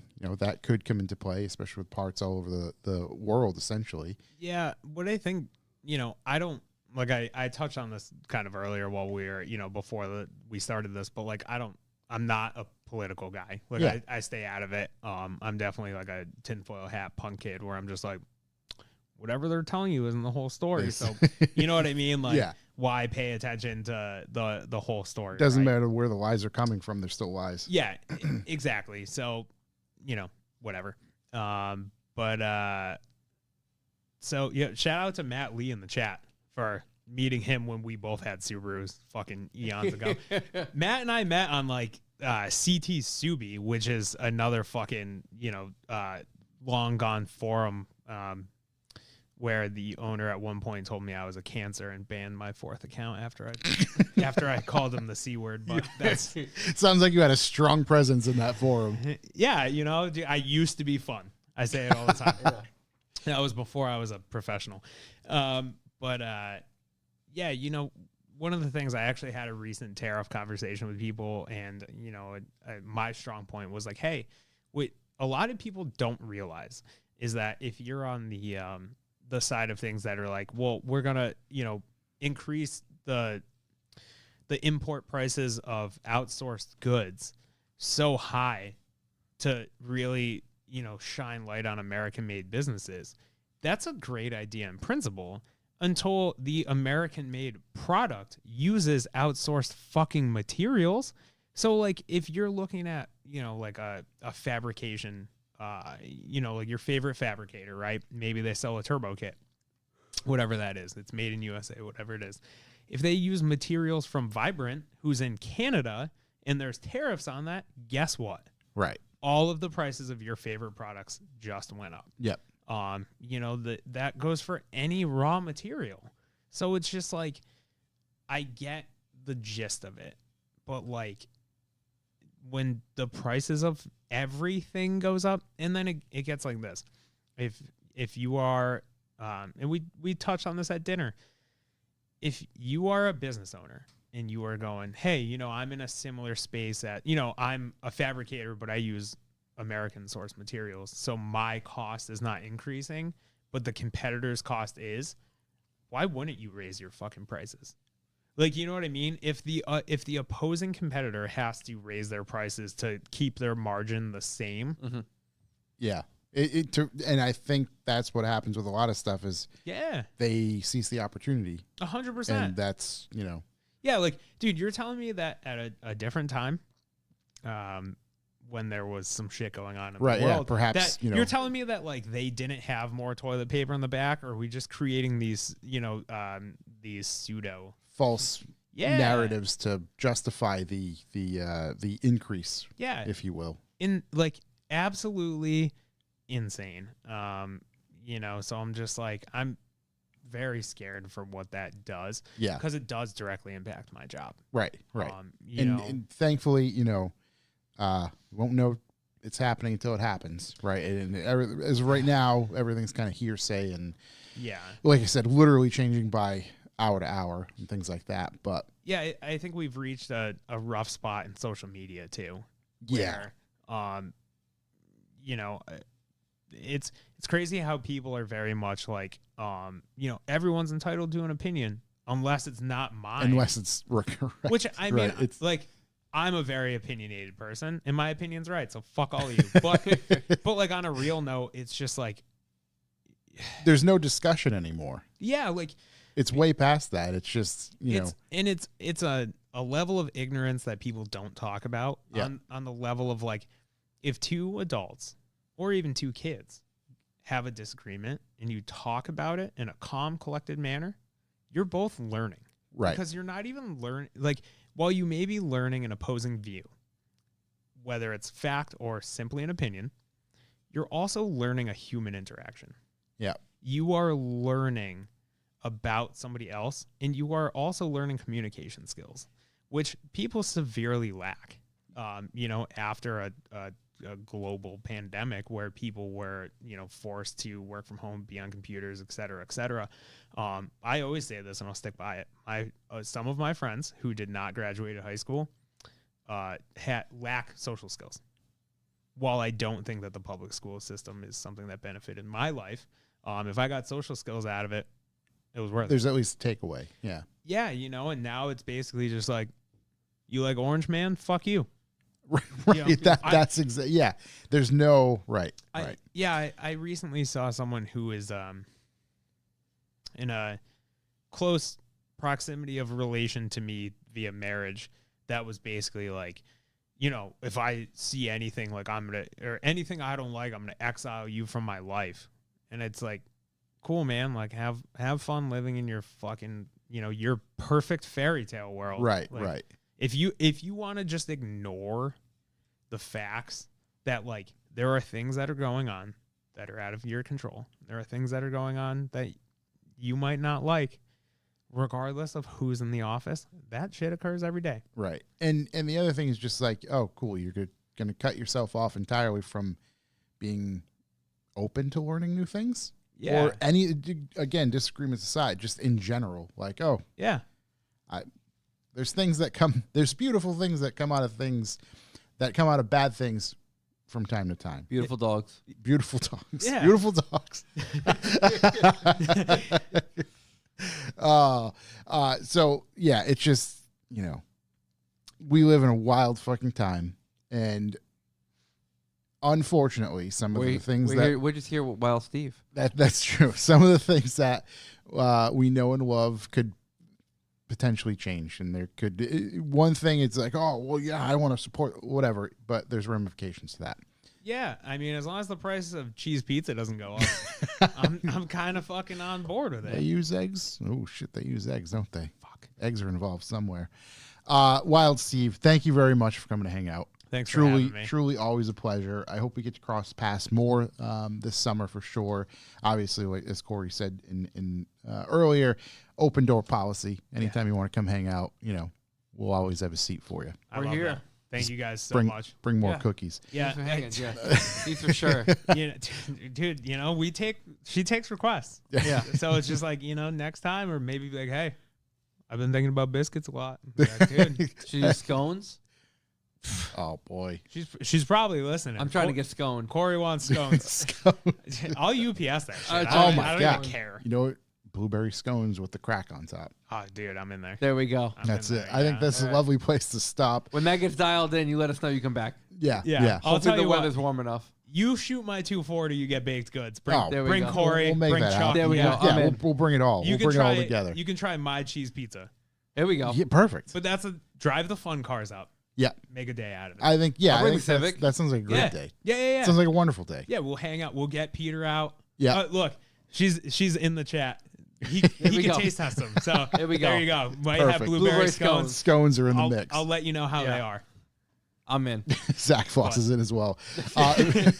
Thank you guys so much for Yeah. having me. I appreciate Of course. it. Thank yeah, you, man. It's Yeah, always our no, pleasure. for sure. It's great. Everybody can go check out Subi Mods if you're into some Subaru stuff, looking for stuff. Matter of fact, even if you Wheels. don't own, I was gonna say, even if you don't own a Subaru, check with our man's Wild Steve because they're, they can get some stuff. You got access. He has the power. Bunch of stuff. you want a haul tack and not me to wire it? I got you. Done. There we Done. go. He'll point you in the right He's direction. the guy. Big shouts to everybody. Shouts to Ed Dunn for joining and subscribing and winning the B4B this month. So we thank you very much for all that support. We will be back next week. That's all we got. Peace We'll out. be here. Bye, guys. Yep.